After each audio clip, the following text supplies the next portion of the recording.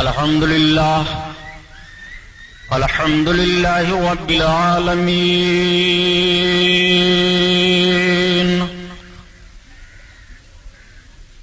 الصلاة والسلام على سيد المرسلين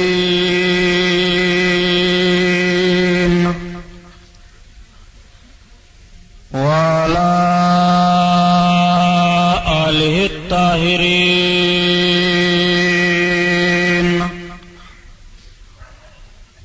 وصحابه المطهرين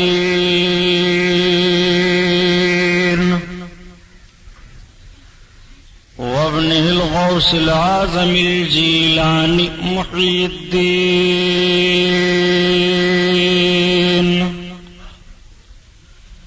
وأهل بيته أجمعين، أما بعد، فأعوذ بالله من الشيطان الرجيم، بسم الله الرحمن الرحيم. قال الله تعالى في القرآن العظيم والفرقان الحميد: وتوبوا إلى الله جميعا أيها المؤمنون لعلكم تفلحون. صدق الله البصير القدير وصدق رسوله الرشيد النذير، والحمد لله رب العالمين.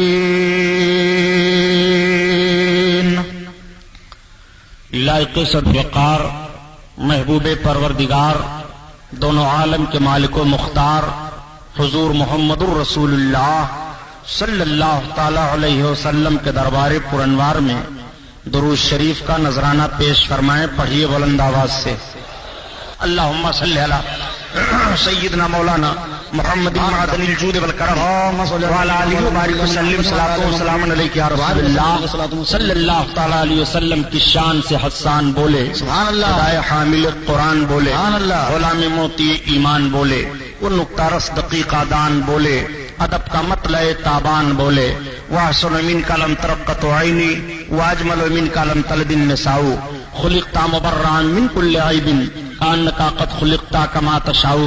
ہزار بار بشویم دہن سے مشک و گلاب، ہنوز نام تو گفتن کمال بے ادبیس. حضرات، آج میں نے اپنے بیان کو توبہ پر رکھا ہے. اللہ تعالیٰ نے قرآن عظیم میں ارشاد فرمایا: وَتُوبُوا إِلَى اللَّهِ جَمِيعًا أَيُّهَا الْمُؤْمِنُونَ لَعَلَّكُمْ تُفْلِحُونَ. اور تم سب کے سب مکمل طور پر توبہ کرو اے مومنو تاکہ فلاح پاؤ. اللہ تعالیٰ نے فلاح پانے کا ذریعہ، کامیابی کا ذریعہ اپنے بندوں کے تعلق سے جو ارشاد فرمایا، قرآن عظیم کی دوسری آیت کریمہ ہے جس کا مفہوم میں عرض کر رہا ہوں. رب تعالیٰ کا فرمان ہے: اے میرے بندو اپنے گناہوں سے توبہ کرو اور مجھ پر ایمان لاؤ. جو اپنے گناہوں سے توبہ کر کے مجھ پر ایمان لائے اور عمل صالح کیے، رب تعالیٰ فرماتا ہے وہ ہمیشہ جنت میں رہیں گے. اور جنہوں نے ایمان قبول نہ کیا اور عمل صالح کے قریب نہیں گئے، وہ ہمیشہ ہمیشہ جہنم میں رہیں گے. رب تعالیٰ ارشاد فرماتا ہے: إِلَّا الَّذِينَ آمَنُوا وَعَمِلُوا الصَّالِحَاتِ فَلَهُمْ أَجْرٌ غَيْرُ مَمْنُونٍ. بے شک جو ایمان لائے اور عمل صالح کیے ان کے لیے بے شمار اجر ہے. رب تعالیٰ کا ارشاد قرآن عظیم میں ہے: وَمَن يَعْمَلْ مِثْقَالَ ذَرَّةٍ خَيْرًا يَرَهُ وَمَن يَعْمَلْ مِثْقَالَ ذَرَّةٍ شَرًّا يَرَهُ. جو ذرہ برابر نیکی کرے گا وہ بھی دیکھے گا اور جو ذرہ برابر برائی کرے گا وہ بھی دیکھے گا. اب آپ غور فرمائیے، اللہ کے حبیب صلی اللہ تعالی علیہ وسلم تشریف فرما ہیں، انجمن لگی ہوئی ہے، صحابہ بیٹھے ہوئے ہیں، عمل صالح کی بات چل رہی ہے. آقا کریم صلی اللہ علیہ وسلم ارشاد فرماتے ہیں: سنو، توبہ کا دروازہ جب تک پچھم سے سورج نہیں نکلے گا تب تک کھلا ہوا ہے. ایک بندہ گناہ کرتا ہے اور توبہ کرتا ہے، پھر گناہ کرتا ہے، پھر توبہ کرتا ہے، پھر گناہ کرتا ہے، پھر توبہ کرتا ہے. اللہ تعالیٰ اس کی توبہ کو قبول فرماتا ہے اور ارشاد فرماتا ہے: میرے فرشتوں دیکھو، اس میرے بندے نے گناہ کیا پھر توبہ کیا، پھر گناہ کیا پھر توبہ کیا، پھر گناہ کیا پھر توبہ کیا. یہ اس امید پر توبہ کرتا جاتا ہے کہ میں غفور الرحیم ہوں، میں اس کے گناہوں کو معاف کرنے والا ہوں.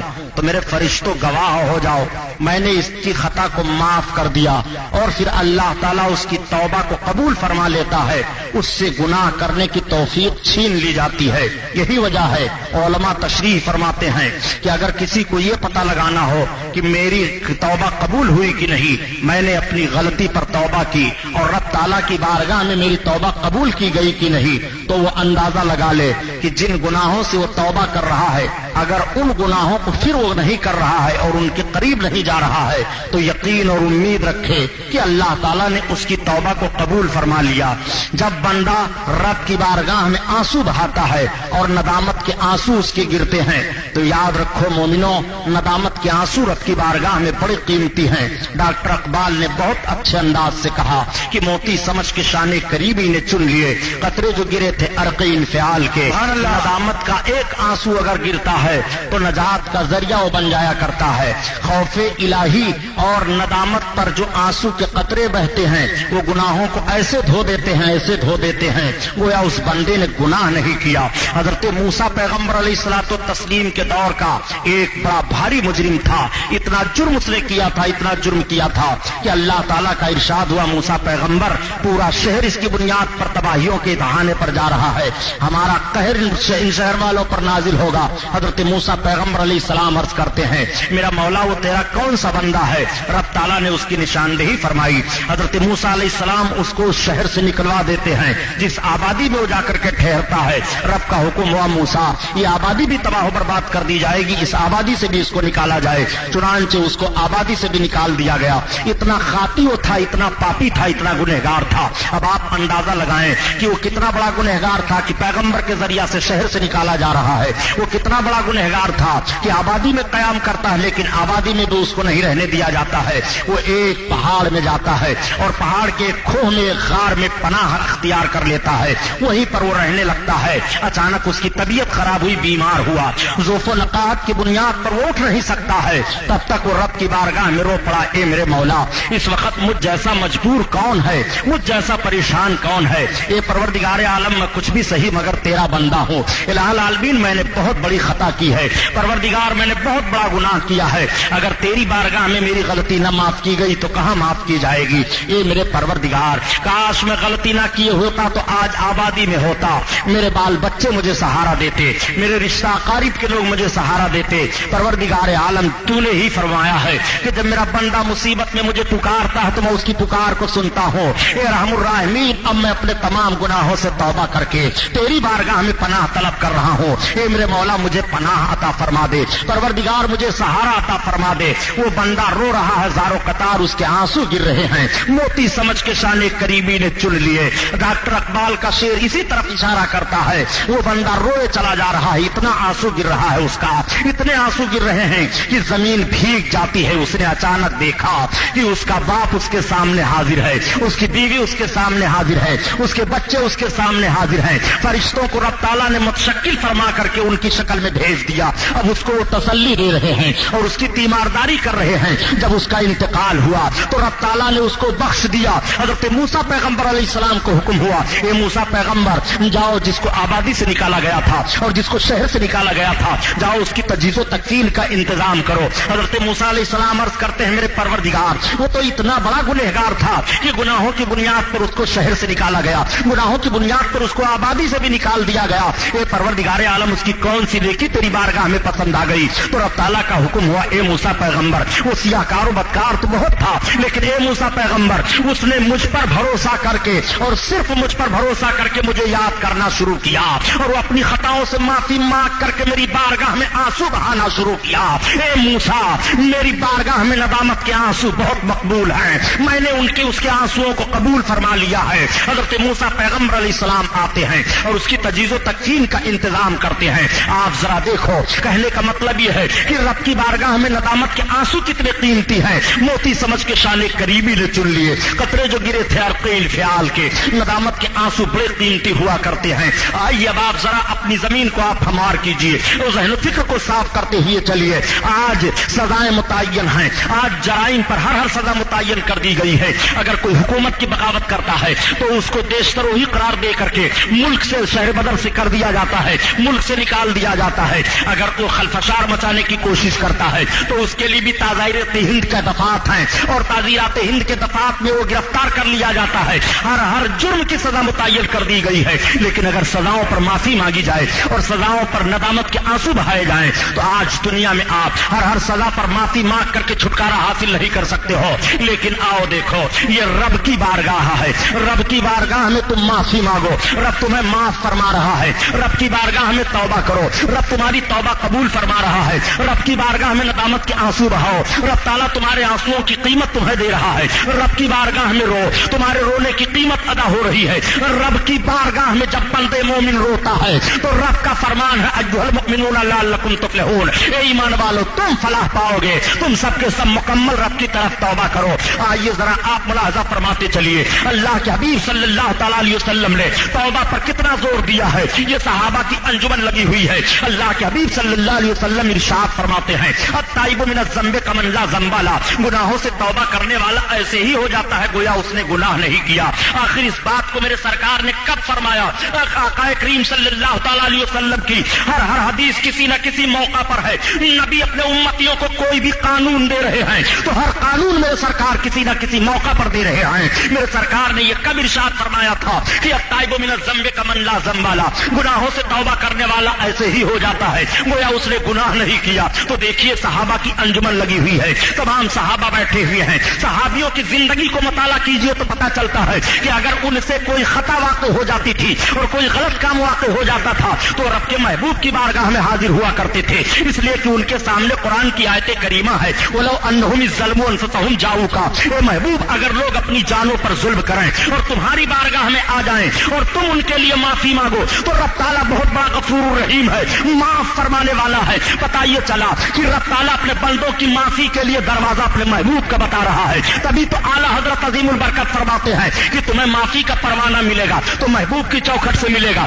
تمہیں نجات کا پروانہ ملے گا تو محبوب کی چوکھٹ سے ملے گا، جو کچھ تم پاؤ گے محبوب کی چوکھٹ سے پاؤ گے، بخشش پاؤ گے تو محبوب کی چوکھٹ سے پاؤ گے۔ محبوب کی چوکھٹ کو چھوڑ کر کے تم در در پھرتے رہو، تمہیں کچھ ملنے والا نہیں ہے۔ اسی لیے اعلیٰ حضرت عظیم البرکت فرماتے ہیں کہ یا رسول اللہ خلق کے حاکم ہو تم، رزق کے قاسم ہو تم، خلق کے حاکم ہو تم، رزق کے قاسم ہو تم، اور جو ملا تم سے ملا تم پہ کرو درود، جو ملا تم سے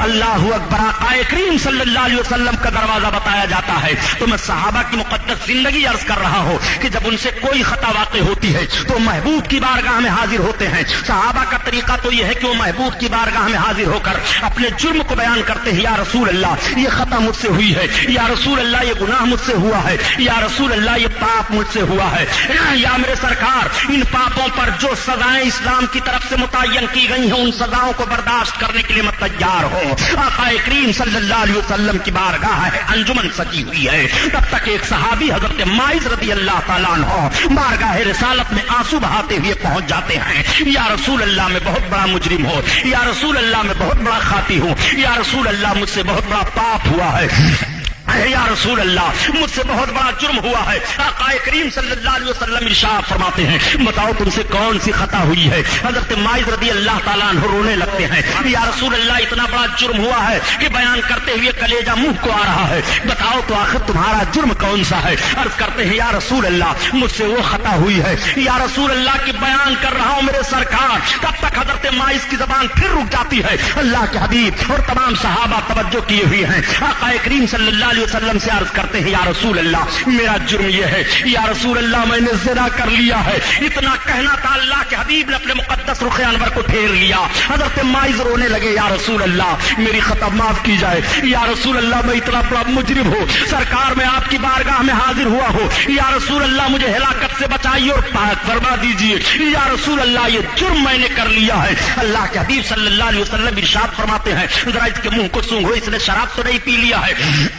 تمام صحابہ عرض کرتے ہیں یا رسول اللہ نہیں۔ وہ عرض کرتے ہیں یا رسول اللہ میں ہوش و حواس میں آپ کے سامنے اپنے جرم کا اقرار کر رہا ہوں، یا رسول اللہ میں نے شراب نہیں پیا ہے، یا رسول اللہ مجھ سے یہ خطا ہو گئی ہے سرکار، میں آپ کی بارگاہ میں معافی مانگنے کے لیے تیار ہوں۔ اے میرے سرکار اس جرم پر اسلام کے طریقے سے جو سزا مجھ پر عائد ہو رہی ہو میں سہنے کے لیے تیار ہوں۔ اللہ کے حبیب صلی اللہ تعالی علیہ وسلم کی اتمام حجت فرماتے ہیں۔ ذہن و فکر دینے کا مقصد یہ ہے مسلمانوں کہ آپ ذرا غور فرمائیے، یہ صحابی رسول ہیں، ان سے خطا ہو رہی ہے تو محبوب کی بارگاہ میں حاضر ہو کر کے یہ معافی مانگ رہے ہیں۔ ان کو مسجد میں بھی تو جانا چاہیے، ان کو جا کر کے سجدہ بھی تو کرنا چاہیے، لیکن نہیں، یہ اللہ کے حبیب کی بارگاہ میں پہلے حاضر ہو رہے ہیں کہ پہلے یہ جرم محبوب کی بارگاہ میں بیان کیا جائے اور اس پر آقا کریم صلی اللہ تعالی علیہ وسلم جو تعزیر فرمائیں گے وہ میں برداشت کرنے کے لیے تیار ہوں۔ اللہ کے حبیب کی بارگاہ میں حاضر ہیں۔ اللہ کے حبیب صلی اللہ تعالی علیہ وسلم نے صحابہ کو بلایا اور بلانے کے بعد ارشاد فرماتے ہیں دیکھو اقبالی مجرم ہے حضرت ماعز کو لے جاؤ اور سزا دو۔ اسلام میں زنا پر سزا سنگسار کرنے کے لیے حکم ہے، اس اسلام میں یہ سزا عظیم سزا دی گئی ہے۔ اگر سنگسار کا طریقہ آج بھی رائج کر دیا جائے تو یہ گناہ دنیا سے ختم ہو جائے گا۔ جب صحابہ کا دور تھا اور خلفائے راشدین کا ماحول تھا اس گناہ کے مرتکبین دکھائی نہیں دے رہے تھے۔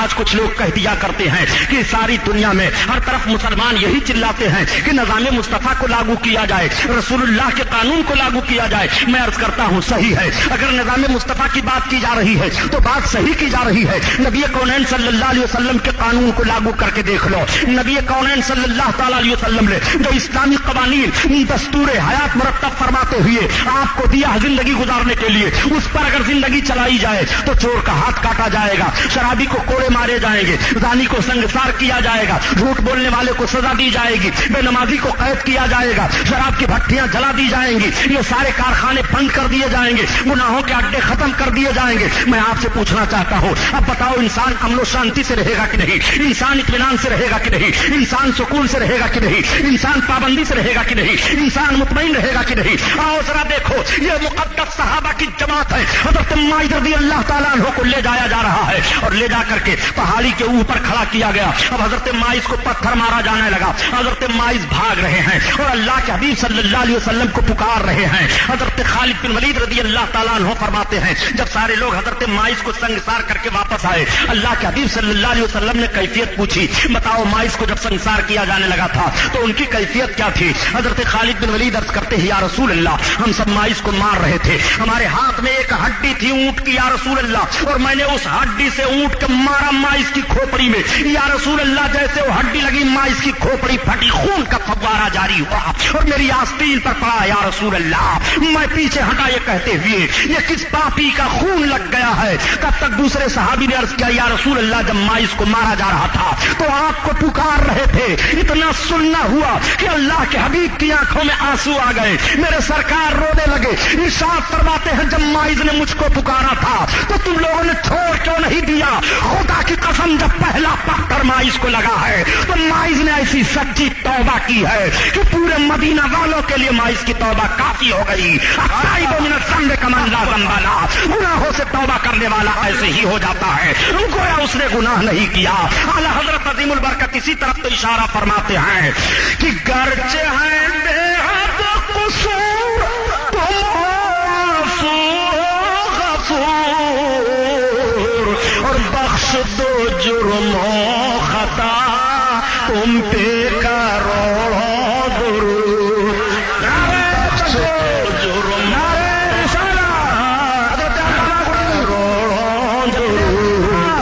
بخش دو جرم و خطا تم پہ کروڑوں درود۔ حضرت ماعز رضی رضی اللہ تعالیٰ عنہ کی توبہ کا حال یہ ہے، وہ توبوا الی اللہ جمیعا ایھا المؤمنون لعلکم تفلحون، یہ ایمان والو تم فلاح پاؤ گے، مکمل طور پر رب کی بارگاہ میں توبہ کرو۔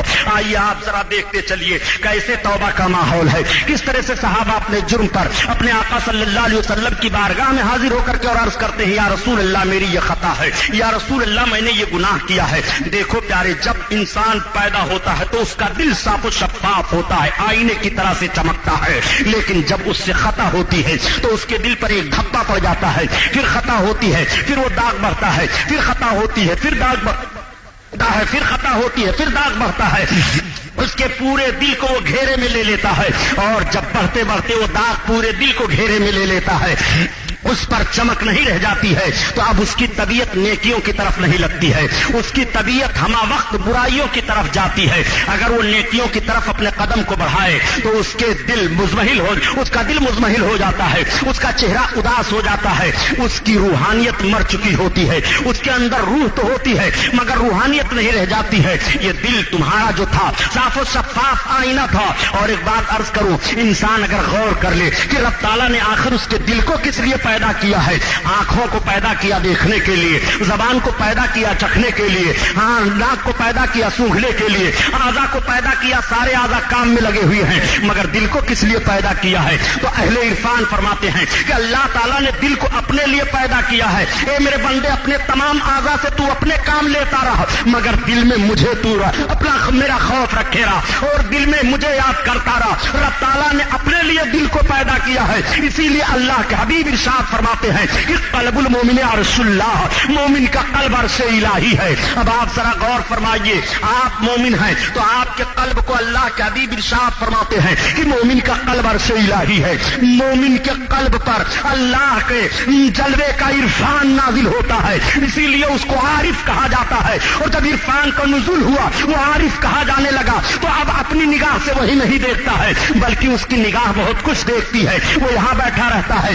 اور کائنات کے ذرے ذرے پر اس کی نگاہ ہوتی ہے، اس لیے کہ اسے عرفان کی منزل مل گئی ہے۔ اسی لیے اللہ کے حبیب ارشاد فرماتے ہیں کہ من عرف نفسہ فقد عرف ربہ، جس نے اپنے آپ کو پہچان لیا اس نے اپنے رب کو پہچان لیا۔ تو سب سے پہلے تمہیں ضروری ہے کہ اپنے دل کو پہچانو، سب سے پہلے ضروری ہے کہ اپنے قلب کو پہچانو، سب سے پہلے ضروری ہے کہ اپنے نفس کو پہچانو۔ آج بات ہو رہی ہے قلب و روح کی صفائی کی پیارے، روحانیت مر گئی ہے اور روح آپ کے اندر موجود ہے، آپ کا دل سیاہ ہو گیا ہے، اسی لیے نہ تلاوت قرآن میں طبیعت لگ رہی ہے، نہ نماز پڑھنے میں طبیعت لگ رہی ہے، نہ ذکر اللہ میں طبیعت لگ رہی ہے، نہ مسجد کی طرف جانے میں طبیعت لگ رہی ہے، نہ خانقاہوں میں بیٹھنے میں طبیعت لگ رہی ہے، نہ علماء کی مجلس اچھی لگ رہی ہے، نہ دین کی باتیں اچھی لگ رہی ہے، اس لیے کہ روحانیت مر چکی ہے اور آپ کا مکمل دل سیاہ ہو چکا ہے۔ لیکن وہی بندہ جب کوشش کر کے نیکی کی طرف جاتا ہے اور توبہ کر لیتا ہے اپنی خطاؤں سے اور رب کو یاد کرنے لگتا ہے تو وہی دھبا اس کا ختم ہونا شروع ہوتا ہے، آہستہ آہستہ صاف ہونا شروع ہوتا ہے، اور جب اس کے دل کا دھبا صاف ہو جاتا ہے تو پھر اس کا قلب ہو جاتا ہے۔ اب ایسے ہی قلب کے تعلق سے ارشاد رسول ہے کہ قلب المومن عرش اللہ، مومن کا قلب عرش الہی ہے۔ اب اس کی طبیعت اچھائیوں کی طرف مائل ہو جاتی ہے۔ اللہ کے حبیب صلی اللہ تعالیٰ علیہ وسلم کے فرمان پر غور فرمائیے، میرے آقا صلی اللہ علیہ وسلم ارشاد فرماتے ہیں کہ ایک آدمی جنتیوں کا کام کرتا ہے اور اتنا کام جنتی ہونے کا وہ کار ڈالتا ہے کہ صرف جنت اس سے ایک بالشت رہ جاتی ہے اور وہ پھر پلٹ پڑتا ہے، پھر جہنمی کام کرنے لگتا ہے اور جہنم میں چلا جاتا ہے۔ اور ایک آدمی وہ جہنمیوں کا کام کرتا ہے اور اتنا غلط کام کرتا رہتا ہے کہ ایک بالشت اس سے جہنم رہ جاتی ہے اور اس کے بعد پھر وہ پلٹ پڑتا ہے اور جنتیوں کا کام کرنے لگتا ہے اور پھر وہ جنت میں چلا جاتا ہے۔ آپ نے غور کیا وہی کیفیت ہے۔ اللہ تعالیٰ توفیق جس کو توبہ کی عطا فرما دے وہ بندہ خوش قسمت ہے۔ اللہ کے حبیب صلی اللہ علیہ وسلم کے فرمان پر غور کیجیے کہ التائبون الذنب کمن لا ذنب لہ، گناہوں سے توبہ کرنے والا ایسے ہی ہو جاتا ہے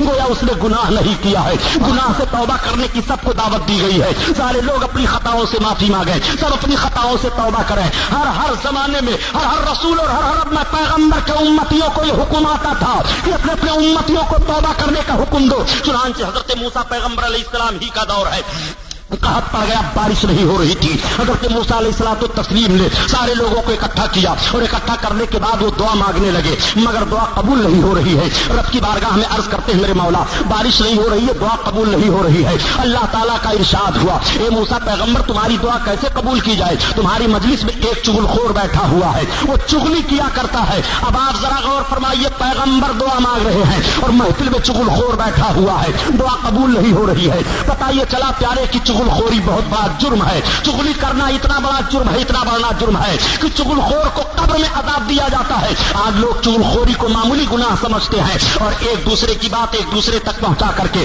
लगाई फसाई करने में कोई दरेक नहीं करते हैं। हर मकतबे फिक्र और हर मजहब में चुगलखोरी को बुरा करार दिया गया है और चुगलखोरी इतना बड़ा गुनाह है प्यारे कि दुनिया का आधा फसाद चुगलखोरी से होता है। चुगलखोरी से मुल्क लड़ जाता है, पड़ोसी से लड़ जाता है, दोस्त से लड़ जाता है, शोहर बीवी में लड़ाई हो जाती है, ताजिर में लड़ाई हो जाती है, अहले इल्म में लड़ाई हो जाती है, अहले नज़र में इख्तिलाफ हो जाता है। चुगलखोरी बहुत बड़ा गुनाह है। अल्लाह के हबीब सल्लल्लाहु तआला अलैहि वसल्लम ने चुगलखोरों से बचने के लिए और चुगलखोरी से बचने के लिए कितनी ताकीद फरमाई है। आओ जरा देखो, अल्लाह के हबीब सल्लल्लाहु अलैहि वसल्लम तशरीफ ले जा रहे हैं। वाकया सुनाना मकसद नहीं है, कितना गुनाह पर सजा है वो बता देना चाहता हूँ। मेरे सरकार तशरीफ ले जा रहे हैं, सहाबा की जमात जा रही है, तब तक सामने दो कब्रें नजर आई। अल्लाह के हबीब ठहर जाते हैं, इरशाद फरमाते हैं, लाओ खजूर की टहनी लाओ। खजूर की टहनी लाई जाती है। सरकार ने दोनों को दो हिस्सा किया और एक को कब्र के एक हिस्से पर रख दिया, दूसरे को दूसरे हिस्से पर रख दिया। सहाबा से आप इरशाद फरमाते हैं, देखो मैंने इन दोनों कब्र वालों को देखा, इन पर सख्त अजाब हो रहा है,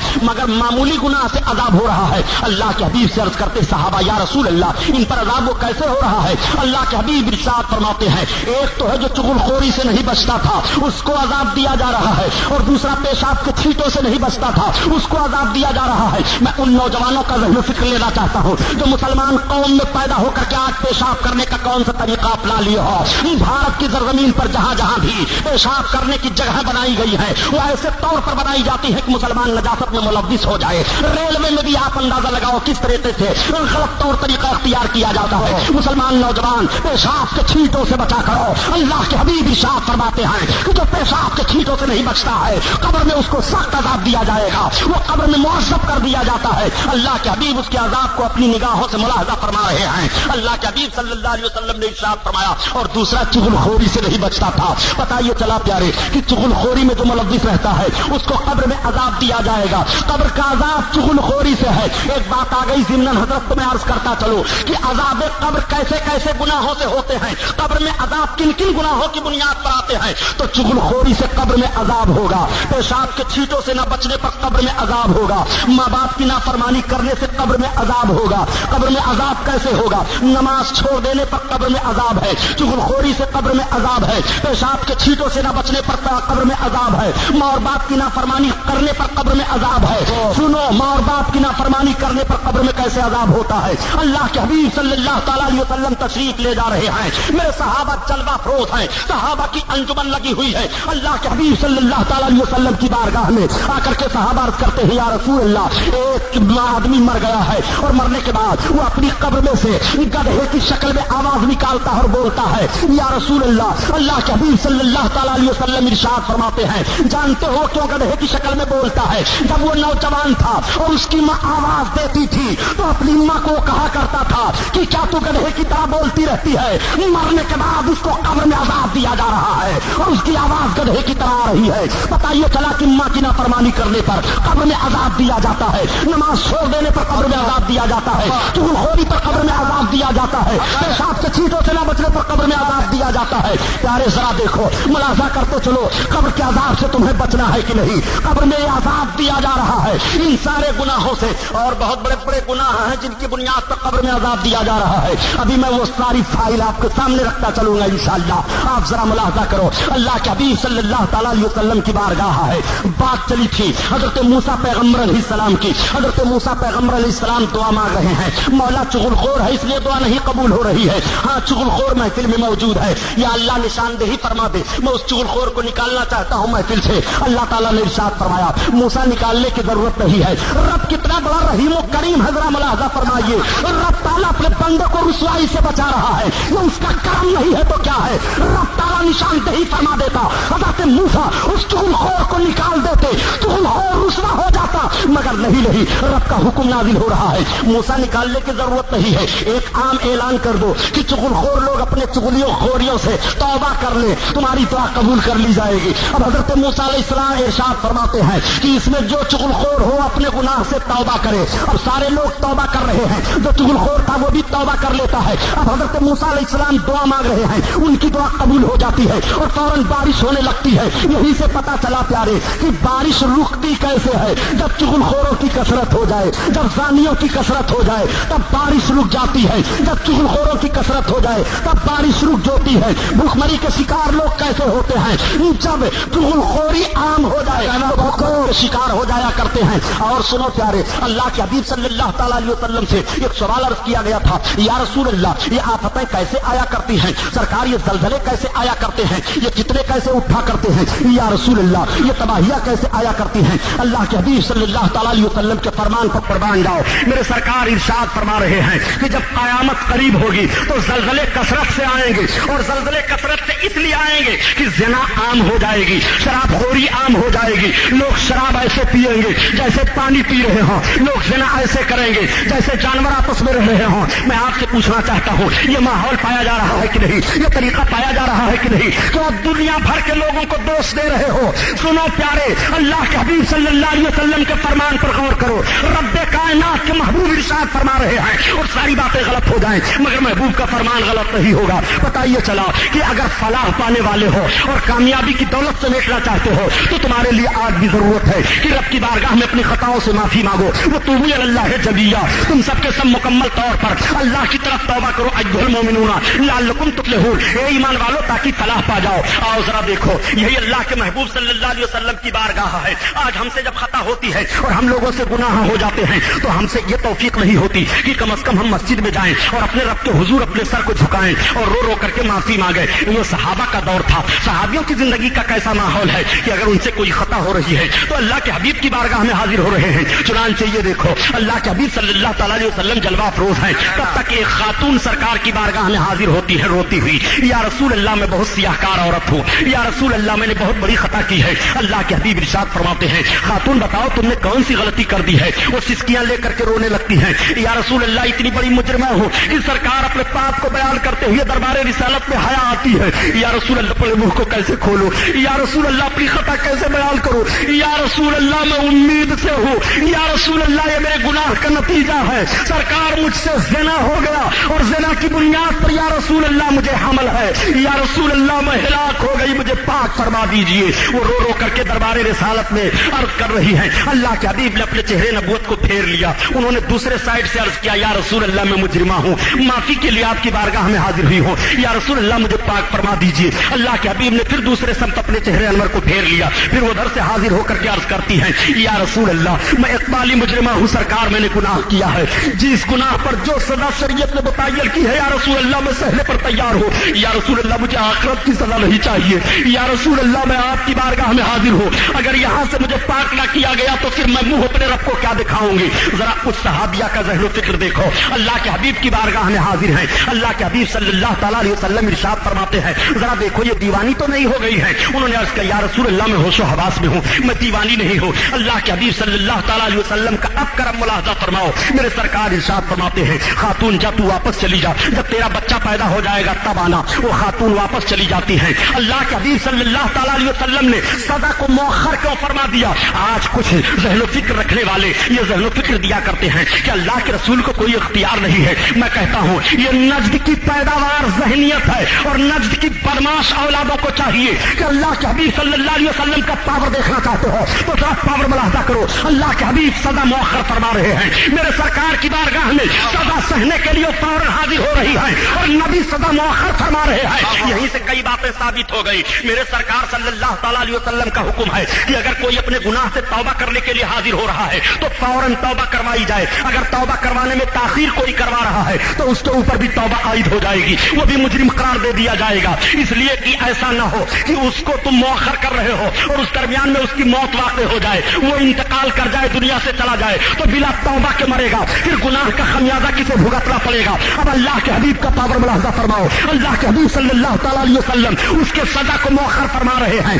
نبی کو اختیار ہے, نبی چاہے تو سزا مؤخر فرما دے, اور نبی کو علم غیب بھی حاصل ہے. نبی جان رہے ہیں کہ جب اس کا بچہ پیدا ہو جائے گا تب اسے سزا دی جائے گی. اس کے وقت تک کی زندگی کو بھی نبی امانت کے طور پر بتا رہے ہیں. یہ ابھی مرے گی نہیں, بلکہ جب تیرا بچہ پیدا ہو جائے گا تب تو آنا. نبی جان رہے ہیں, تب تو اس کے سزا کو مؤخر فرما رہے ہیں. تو اسی ایک واقعے میں کتنی باتیں ثابت ہو رہی ہیں نبی کے لیے. میرے سرکار کو علم غیب حاصل ہے, تبھی تو سزا مؤخر فرما رہے ہیں کہ ابھی زندہ رہے گی, مرے گی نہیں. اگر مرنا ہوتا تو نبی اس کو سزا وہی دے دیتے, اور نبی کو یہ بھی علم غیب ہے کہ اس کے پیٹ میں جو بچہ ہے وہ زندہ رہے گا. اگر نبی عورت کو مار دے تو پیٹ میں رہنے والا بچہ بھی مر جائے گا, مگر میرے سرکار عورت کو مروا نہیں رہے ہیں بلکہ سزا مؤخر فرما رہے ہیں. اور یہیں سے یہ بھی پتا چلا پیارے کہ نبی کونین صلی اللہ تعالی علیہ وسلم کتنے رحیم و کریم ہے. ماں کے پیٹ میں بچہ ہے, جرم ماں نے کیا ہے, سزا ماں کو دی جائے گی. بچے نے کیا بگاڑا ہے, بچے کے جان کی حفاظت کی جائے. جس نبی کونین نے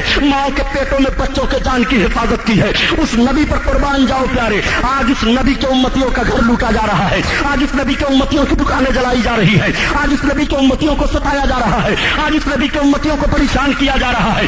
نبی کونین صلی اللہ تعالی علیہ وسلم ارشاد فرماتے ہیں کہ جب تیرا بچہ پیدا ہو جائے گا تب واپس آنا. میرے سرکار کس طرح سے بچوں پر رحم فرما رہے ہیں, اور واقعی میرے سرکار نے جتنا رحم بچوں پر کیا ہے دنیا میں کون ہے جو کرے گا اتنا رحم. یہی تو وجہ ہے پیارے کہ جب میرے سرکار نے مکہ کو فتح کیا تھا اور مکہ فتح کر کے مکہ میں داخل ہوئے تھے تو گھروں کے دروازے کھل گئے تھے اور ماؤں کی گود سے بچے اچھل پڑے تھے. اے مائیں ذرا ہماری گود ڈھیلی کر دو, ہم اس نبی کو دیکھنا چاہتے ہیں جس نبی نے ہمارے مجرم باپوں کو معاف کر دیا ہے. بچیاں اپنے گودوں سے ماؤں کے اچھل پڑی تھی اور کہہ رہی تھی ہم اس نبی کی زیارت کرنا چاہتی ہیں جس نبی نے ہم بچیوں کے مارنے پر پابندی لگائی ہے, جس نبی نے ہم بچیوں کو ماؤں کی گود میں کھیلنے کی توفیق عطا فرمائی ہے, جس نبی کونین نے بچوں پر رحم فرمایا ہے. یہی تو وجہ ہے کہ میرے سرکار صلی اللہ تعالی علیہ وسلم ارشاد فرماتے ہیں کہ بچے تمہارے لیے رحمت الہی ہیں اور بچے تمہارے لیے جنت کے پھول ہیں, بچے تمہارے لیے جنت کے پھل ہیں. آقا کونین صلی اللہ تعالی علیہ وسلم ارشاد فرماتے ہیں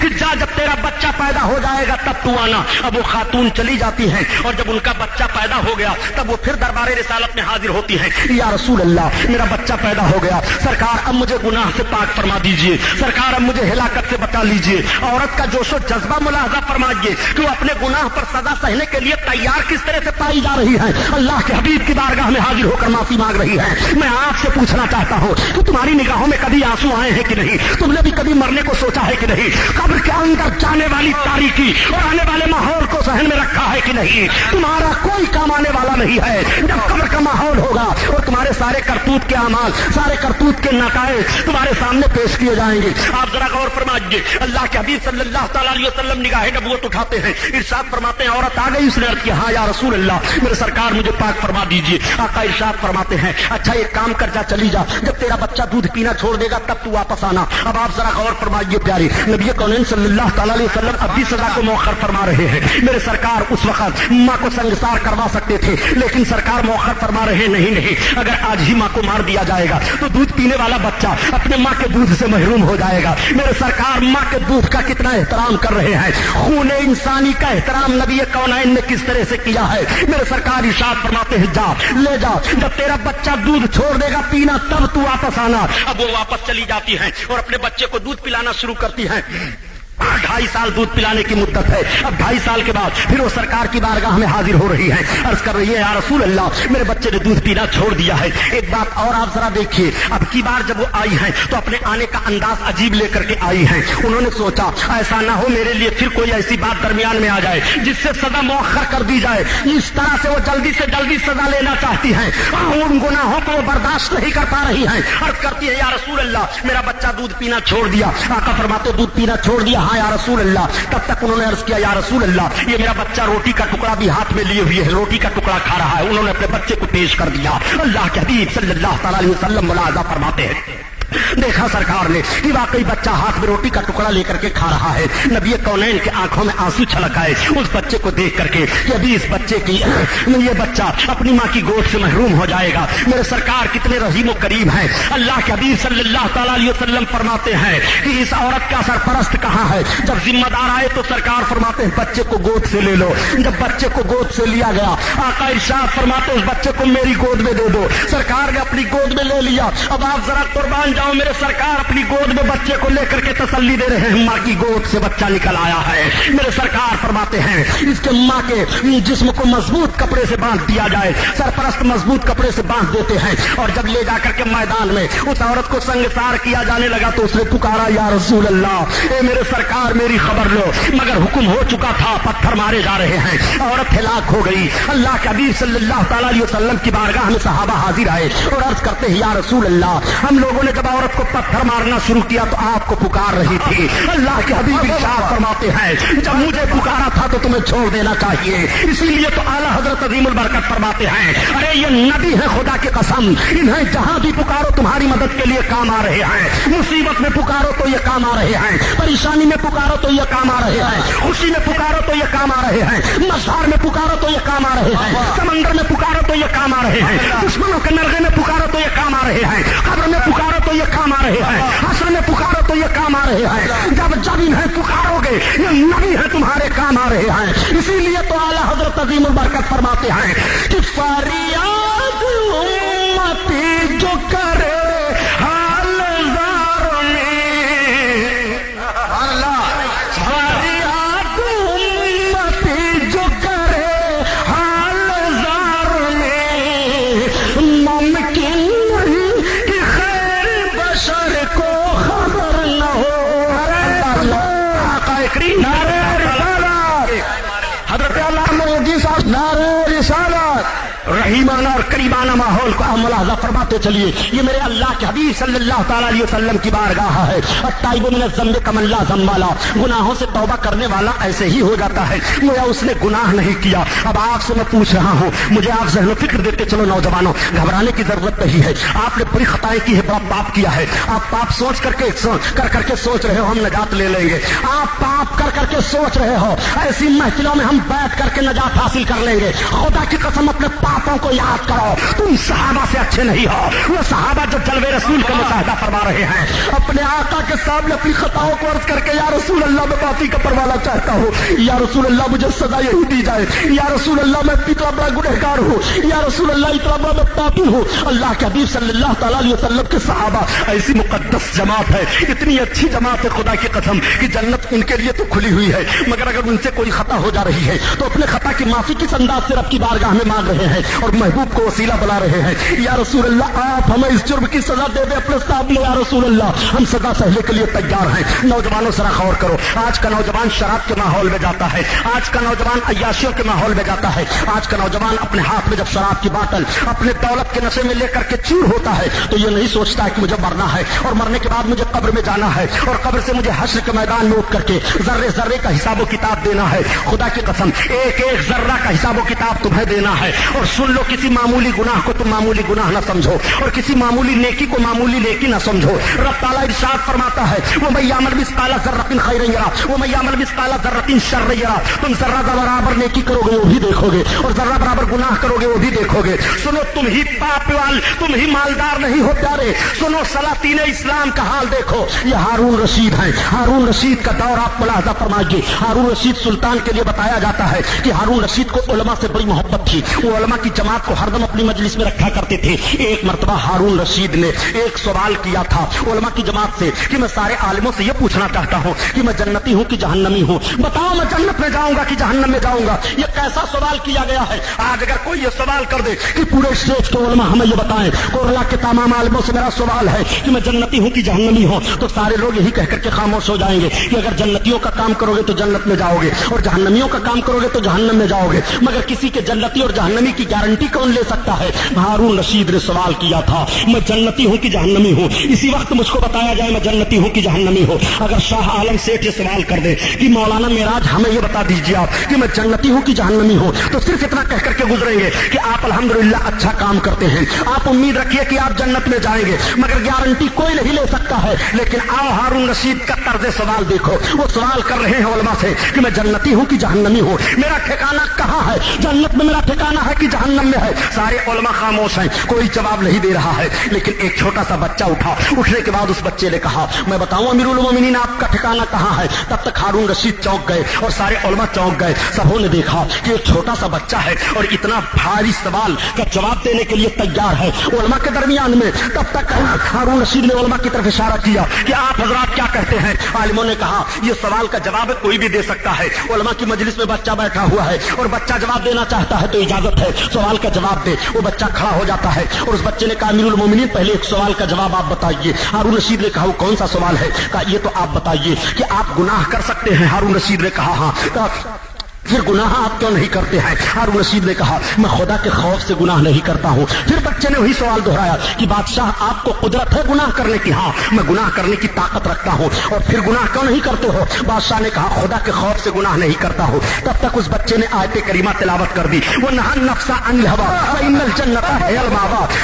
बादशाह सुन तेरा ठिकाना जन्नत है। रब ताला कुरान में बयान फरमाता है कि जितने अपने नफ्स को हवाए ख्वाहिशात नफ्सानी से रोका उसका ठिकाना जन्नत है। तू रब का खौफ करते हुए अपने आप को तमाम ख्वाहिशात नफ्सानी से रोक रहा है, इसलिए बादशाह तेरा ठिकाना जन्नत है। जैसे उस बच्चे ने जवाब दिया सारे लोग उठ करके बच्चे की पेशानी चूम रहे हैं। बच्चे ने कुरान से जवाब दिया है वो नहन नफ्सा अनिल हवा फइन्नल जन्नत हियल मावा। वही बच्चा आगे चल करके इमाम शाफई बना। वही हजरत इमाम शाफई रहमतुल्लाह अलैह हैं जो मुसलमानों की एक जमात के इमाम है। हजरत इमाम शाफई ने जवाब दिया था हारून रशीद को। सुनो आला हजरत अजीमुल बरकत से पूछा गया हुजूर ये तो बताइए कि हज के कबूलियत की पहचान क्या है। अगर कोई हाजी हज करने जाता है तो वो कैसे अंदाजा लगाए कि मेरा हज कबूल हो गया कि नहीं। तो आला हजरत अजीमुल बरकत तहरीर फरमाते हैं अनमारुल बशारा फिर हज व ज़ियारा में कि उसकी 3 अलामतें हैं। अगर हज करने के बाद वो नरम दिल हो गया और उसको गुनाहों से नफरत हो गई और नेकियों से रगबत हो गई तो समझ लो कि उसका हज कबूल हो गया।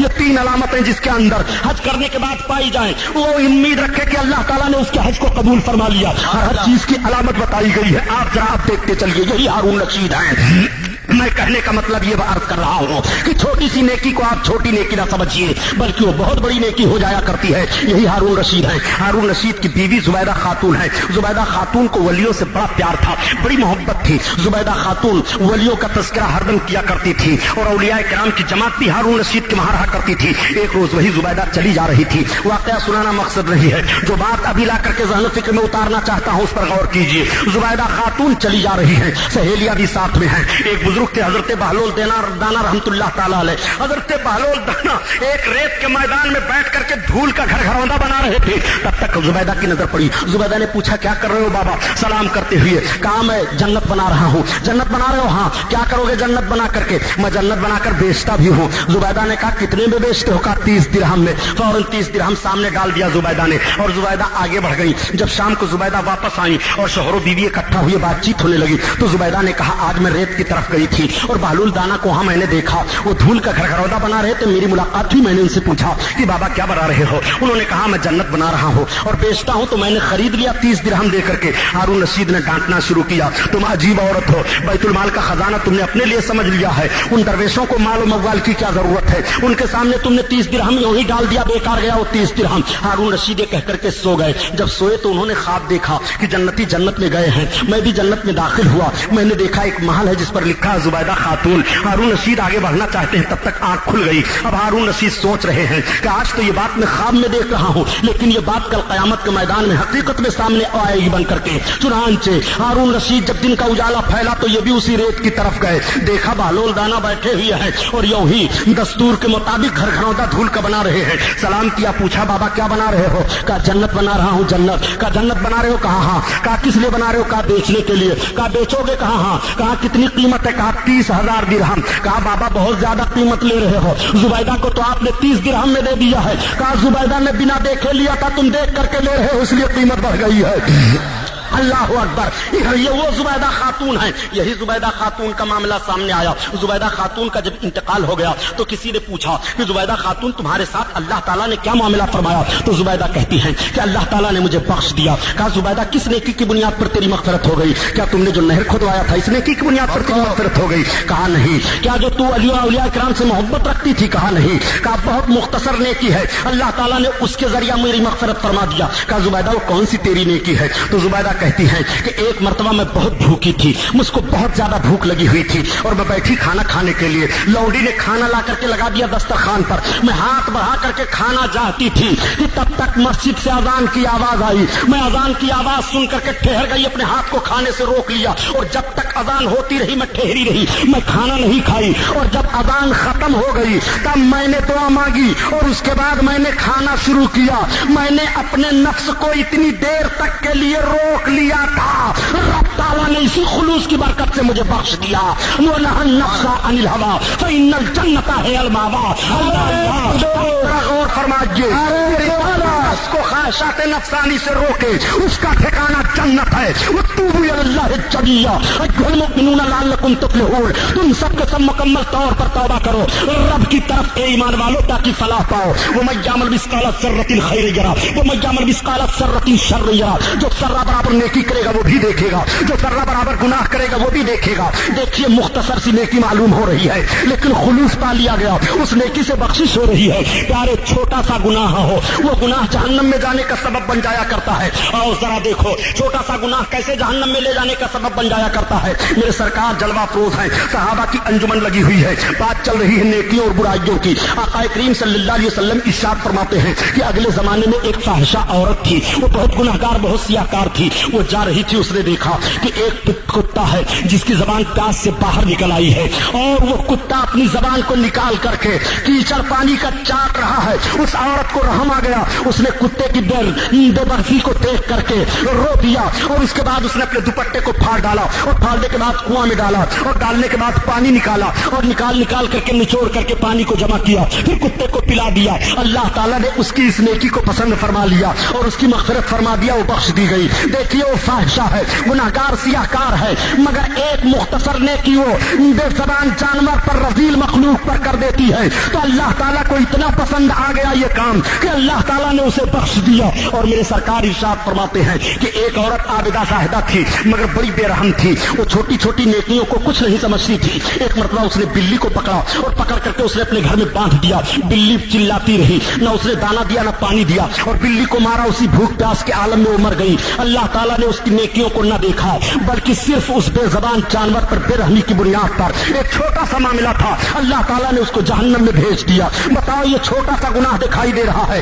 مگر جہنم میں جانے کا سبب بن رہا ہے, وہ چھوٹی سی نیکی دکھائی دے رہی ہے مگر جنت میں لے جانے کا سبب بن رہی ہے. اور اپنے نفس کو خواہشات نفسانی سے روکو, تمہارا رب بیان فرماتا ہے تو تمہارا ٹھکانہ جنت ہے, تمہارا ٹھکانہ جنت ہے. اللہ کے حبیب صلی اللہ تعالیٰ علیہ وسلم بارگاہ میں ایک فریاد لے کر آیا ہو, فریاد لے کر آئے ہو. ہاں یا رسول اللہ, سرکار بڑا گمبھیر معاملہ ہے, بہت بھیانک فریاد لے کر کے میرے آقا آیا ہو. آقا ارشاد فرماتے ہیں بتاؤ تو تم کون سا فریاد لے کر آئے ہو؟ وہ عرض کرتے ہیں یا رسول اللہ وہ بھیانک فریاد میرے سرکار یہ ہے کہ یا رسول اللہ میں کفن چور تھا, میں سرکار کفن چرایا کرتا تھا. اگلے زمانے میں جب کپڑوں کی کمی ہوتی تھی تو لوگ کفن چرایا کرتے تھے اور کفن کی چوری کرتے تھے, لے جاتے تھے بازاروں میں بیچتے تھے اور اسی سے وہ کامیابی حاصل کرتے تھے روزی کے لیے. چنانچہ کہتے تھے کہ ہم نے بہت روزی حاصل کر لی, میں بہت بڑا کامیاب ہو گیا. کفن کا چرانا بھی وہ اپنے لیے بہت ہی باعث عزت ناز اللہ سمجھا کرتے تھے. نوجوان نے عرض کیا یا رسول اللہ میں کفن چور تھا, میں کفن کی چوری کیا کرتا تھا. یا رسول اللہ ایک مرتبہ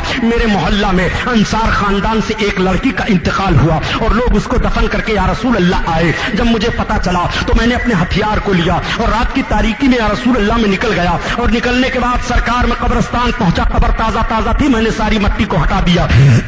یا رسول اللہ مٹی ہٹانے کے بعد جیسے میں نے اس کے جسم سے کپڑے کو اتارا اور لے کر کے چلنے لگا. یا رسول اللہ اب یہی وہ کہہ کر کے خاموش ہو جاتے ہیں, ان کی زبان کانپنے لگتی ہے, آنکھوں سے آنسو جاری ہو جاتے ہیں. آقا ارشاد فرماتے ہیں اور آگے بتاؤ. عرض کرتے ہیں یا رسول اللہ اب جو جرم میں نے کیا سرکار وہ بتاتے ہوئے زبان کانپ رہی ہے. یا رسول اللہ مجھ سے یہ خطا ہوئی سرکار کہ مجھ کو شیطان نے دھوکہ دے دیا اور یا رسول اللہ میں قبر میں پھر اتر گیا. یا رسول اللہ میں نے اس کے ساتھ منہ کالا کیا.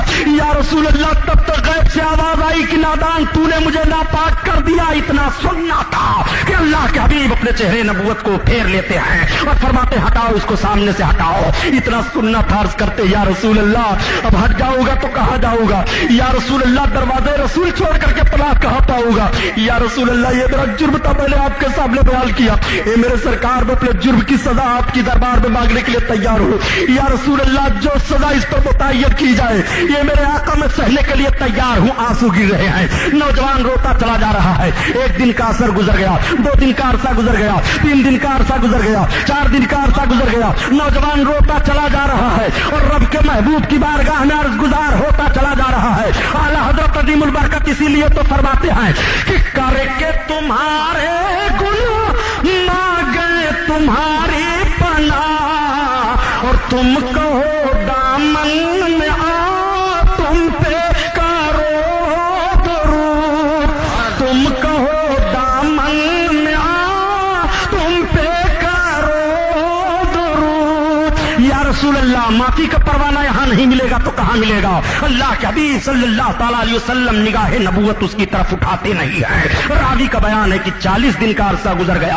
वो नौजवान आंसू पर आंसू बहाए चला जा रहा है और दरबारे रसूल से हट नहीं रहा है। अल्लाह ताला ने हजरत जिब्रील अलैहिस्सलाम को बारगाहे रिसालत में भेजा। ए जिब्रील जाओ मेरे महबूब को आयत करीमा पढ़कर सुना दो। ला तक़नतु मिन रहमतिल्लाह, अल्लाह की रहमत से ना उम्मीद ना हो। और ए जिब्रील मेरे महबूब की बारगाह में जाओ, अर्ज कर दो मेरी तरफ से पैगाम पहुंचा दो जिब्रील मैंने उसकी खता को माफ कर दिया। और मेरे महबूब को बता दो कि मेरा बंदा जब रो रो करके माफी मांगता है तो ये महबूब बख्शने वाला मैं हूँ। अल्लाह के हबीब सल्लल्लाहु अलैहि वसल्लम की बारगाह में हजरत जिब्रील अलैहिस्सलातो तस्लीम हाजिर आए और पैगाम पहुंचाते हैं और सलाम अर्ज करते हैं या रसूल अल्लाह, अल्लाह का फरमान है ला तक़नतु मिन रहमतिल्लाह, अल्लाह की रहमत से ना उम्मीद ना हो। और या रसूल अल्लाह, अल्लाह का फरमान है कि मेरे महबूब से कह दो बख्शने वाला मैं हूँ। इतना सुनना था मेरे सरकार उठ करके खड़े हो गए और उस नौजवान को अपने सीने से लगाते हैं और उसको मग़फ़िरत की बशारत सुनाते हैं और फरमाते हैं नौजवान जा, रब का पैगाम तेरे लिए मेरे वसीले से आ गया, तेरी खता माफ कर दी गई। अत्ताइबु मिनज़ ज़ंबि कमन ला ज़ंबला,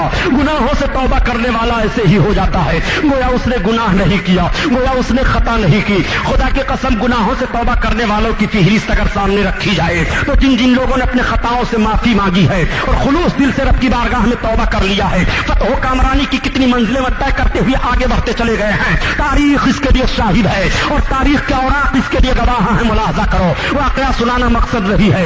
आज हजरत फुज़ैल बिन अयाज़ को कौन नहीं जानता? ये फुज़ैल बिन अयाज़ रहमतुल्लाह ताला अलैहि व अज़ीमुश्शान वली हैं कि वलियों के सरदार कहे जाते हैं। हजरत फुज़ैल बिन अयाज़ सिलसिले कादरिया के 5वें वली वो हैं जो सरकार गौसे आजम से 5 सिलसिला ऊपर पाए जा रहे हैं। वो हजरत फुज़ैल बिन अयाज़ रज़ियल्लाहु ताला अन्हु हैं। हजरत फुज़ैल बिन अयाज़ की पहली जिंदगी बड़ी अजीब व गरीब थी। हजरत फुज़ैल बिन अयाज़ बहुत भारी डाकू थे, इतने बड़े डकैत थे कि कोई भी तिजारती काफिला जिस रास्ते में वो रहते थे उस रास्ते से गुजर नहीं सकता था जिस पर वो डाका न डाल दिया करते हों। एक मरतबा यही हजरत फुज़ैल बिन अयाज़ डाका डाल करके और गए दरिया के किनारे बैठकर कुरान की तिलावत करने लगे। तब तक ताजिरों का सरदार जो था उसने एक डाकू से पूछा ये तो बताओ कि तुम्हारे सरदार कहाँ चले गए? उसने कहा हमारे सरदार दरिया के किनारे गए हैं, रोजा से हैं, वो रोजा अफ्तार कर लेंगे तब वापस आएंगे। ताजिरों का सरदार चौंक पड़ा, या अल्लाह ये कैसा डाकुओं का सरदार पाया जा रहा है कि जो इतना बड़ा डकैती का गुनाह करके और रोजे से है। चुनांचे उसने कहा देखो हमारे सरदार को छेड़ना नहीं। लेकिन ताजिरों का सरदार वहां पहुंच गया, देख क्या रहा है कि फुज़ैल बिन अयाज़ दरिया के किनारे वजू कर रहे हैं। वजू करके वो नमाज अदा किए और नमाज अदा करने के बाद उन्होंने कुरान को खोल लिया और कुरान की तिलावत करने लगे। ताजिरों का सरदार खड़ा हो जाता है। फुज़ैल बिन अयाज़ ने निगाह उठाई, पूछा कैसे आए हो? कहा यह सब बर्ज में बात नहीं आ रही है कि आप इतने बड़े डाकू हैं और इतने बड़े आबिदो जाहिद भी दिखाई दे रहे हैं। तब तक पीछे से दूसरे डाकू ने कहा हमारे सरदार से बात ना करो, ये रोजा है, जब ये अफ्तार कर लेंगे तब इनसे बात करना। उसने कहा या अल्लाह मुझे ताज्जुब हो रहा है कि ये रोजा रह रहा है, ये कुरान की तिलावत कर रहा है, ये नमाज अदा कर रहा है और ये डकैती कर रहा है। तब तक हजरत फुज़ैल बिन अयाज़ ने कुरान अज़ीम की आयत करीमा तिलावत कर दी जिसका मफ़हूम यह है कि नेकियां बुराइयों को खा जाया करती हैं, मिटा दिया करती है नेकियां बुराइयों को। क्या ये तुम्हें मालूम नहीं है? ताजरों का सरदार वहां से हट गया। वो हजरत फुज़ैल बिन अयाज़ हैं। हजरत फुज़ैल बिन अयाज़ इतने पाबंद नमाज के थे, इतने पाबंद नमाज के थे। آج میں ان لوگوں سے پوچھنا چاہتا ہوں جو نماز چھوڑ بیٹھے ہو اور دیکھنے کے بعد مسجد میں کبھی ہفتہ میں جاتے ہو تو مسلمان معلوم ہوتے ہو, اور جب مسجد سے باہر آتے ہو تو پتہ ہی نہیں چلتا آپ مسلمان ہو کہ آپ کا تشخص کیا ہے, آپ کو کس گھٹگرے میں کھڑا کیا جائے جو قوم اپنی علامت کو دنیا میں بدل چکی ہو. اور میرے سرکار نے ارشاد فرمایا ہے کہ من تشبہ بقوم فہو منہم, یہ علماء کی جماعت موجود ہے, میں کھل کر کے اعلان کر رہا ہوں. نبی کونین صلی اللہ تعالیٰ علیہ وسلم نے آخر کس موقع پر میرے سرکار نے ارشاد فرمایا تھا کہ من تشبہ بقوم فہو منہم, جو جس قوم کی مشابہت اختیار کرے گا وہ اسی میں سے ہے. آج تم دوسری قوموں کی مشابہت اختیار کن کن معاملوں میں کیے ہو؟ ذرا اپنے طرز زندگی کو دیکھو. تمہارا گھر ہے تو دوسرے قوم کی طرح ہے, تمہارا لباس ہے تو دوسری قوم کی طرح ہے, تمہارا چہرہ ہے تو دوسری قوم کی طرح ہے, تمہارا چلنا ہے تو دوسری قوم کی طرح ہے, تمہارا بیٹھنا ہے تو دوسری قوم کی طرح ہے, تمہارا کھانا ہے تو دوسری قوم کی طرح ہے, تمہارا پینا ہے تو دوسری قوم کی طرح ہے, تمہارا سونا ہے تو دوسری قوم کی طرح ہے, تمہارا جاگنا ہے تو دوسری قوم کی طرح ہے, تمہارا ماحول ہے تو دوسری قوم کی طرح ہے, تمہارا تمدن ہے تو دوسری قوم کی طرح ہے, تمہارے معاشیاتی اور اقتصادی حالات ہے تو دوسری قوم کی طرح ہے. نبی ارشاد فرما رہے ہیں من تشبہ بقوم فہو منہم, جو جس قوم کی مشابہت اختیار کرے گا وہ اسی میں سے ہے. پھر بھی تم کہتے ہو ہم مارے جا رہے ہیں, پھر بھی کہتے ہو ہم ستائے جا رہے ہیں, پھر بھی کہتے ہو ہم پریشانی میں مبتلا کیے گئے ہیں, پھر کہتے ہو کہ ہمارا کوئی سننے والا نہیں ہے. لوٹ لیا ان دجالوں نے اسلام کے رسول کو اور برباد کر ڈالا ان بےایمانوں نے اسلام کے ماحول کو دوسری قوموں کی مشابہت اختیار کر کے.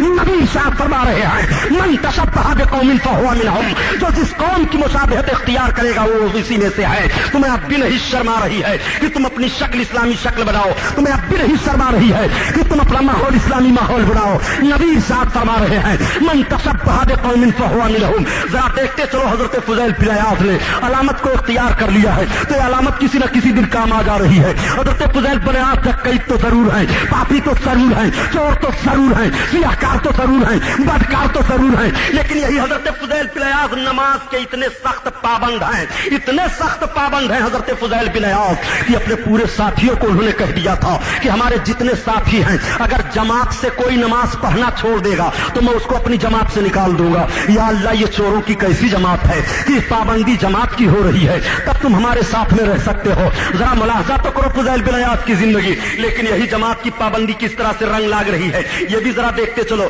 یہی فضیل بن عیاض ہے, ایک پہاڑ کی کھوہ میں گھات لگائے بیٹھے ہوئے ہیں اور ایک تجارتی قافلہ گزر رہا ہے. اس تجارتی قافلہ میں ایک قاری قرآن تھے. آج بھی قاری قرآن سے مدد مانگی جا رہی ہے اور کل بھی قاری قرآن سے مدد مانگی جا رہی تھی. چنانچہ وہ تجارتی قافلہ جیسے اس پہاڑ کی کھوہ میں پہنچا تو سب لوگوں نے جان لیا کہ ہم تو اسی راستے پر آ گئے ہیں جس راستے پر فضیل بن عیاض ٹھہرے ہوئے ہیں چوری کرنے کے لیے. اب ہمارا قافلہ جا نہیں سکتا ہے یہاں سے, فضیل بن عیاض لوٹ لیں گے, فضیل بن عیاض ڈاکہ ڈال دیں گے. فضیل بن عیاض نے کہا تھا کہ دیکھو ہم گھات لگائے بیٹھے ہوئے ہیں اور جیسے ہم یہاں سے حملہ آور ہوں گے تم سب کے سب فوراً حملہ آور ہو جانا, لیکن جب تک ہماری تلوار نہ اٹھے گی تم سب کے سب اپنی تلوار کو اٹھانا نہیں. حضرت فضیل بن عیاض گھات لگائے بیٹھے ہوئے ہیں اور یہ تجارتی قافلہ رواں دواں چلا جا رہا ہے. تجارتی قافلے کے سردار نے کہا قاری صاحب ذرا آپ آگے بڑھیے. کہا کیوں؟ کہا قرآن کی تلاوت کرو. کہا کس لیے؟ کہا اسی راستے میں فضیل بن عیاض ڈاکو رہتا ہے, قرآن کی تلاوت سے ممکن ہے ہم سب اس کے ڈکیتی سے بچ جائیں, اس لیے کہ قرآن کا وہ بڑا عاشق ہے, قرآن بہت تلاوت کرتا رہتا ہے. تو دیکھو پہلے زمانے کا دستور یہ تھا کہ وہ قرآن سے اپنے اوپر آنے والی بلاؤں اور اپنے اوپر آنے والے فسادات کو ٹلوایا کرتے تھے اور قرآن کی برکت کو حاصل کیا کرتے تھے. واقعہ سنانا مقصد نہیں بلکہ بات بتا دینا چاہتا ہوں کہ دیکھو گزشتہ سال اگست کے مہینے میں جو زلزلہ ترکستان میں آیا تھا, جرمن کے اخبار نے اس کو چھاپا اور اس کا ترجمہ پاکستان سے اردو میں کیا گیا, پھر ہندوستان میں وہ مضمون چھپا.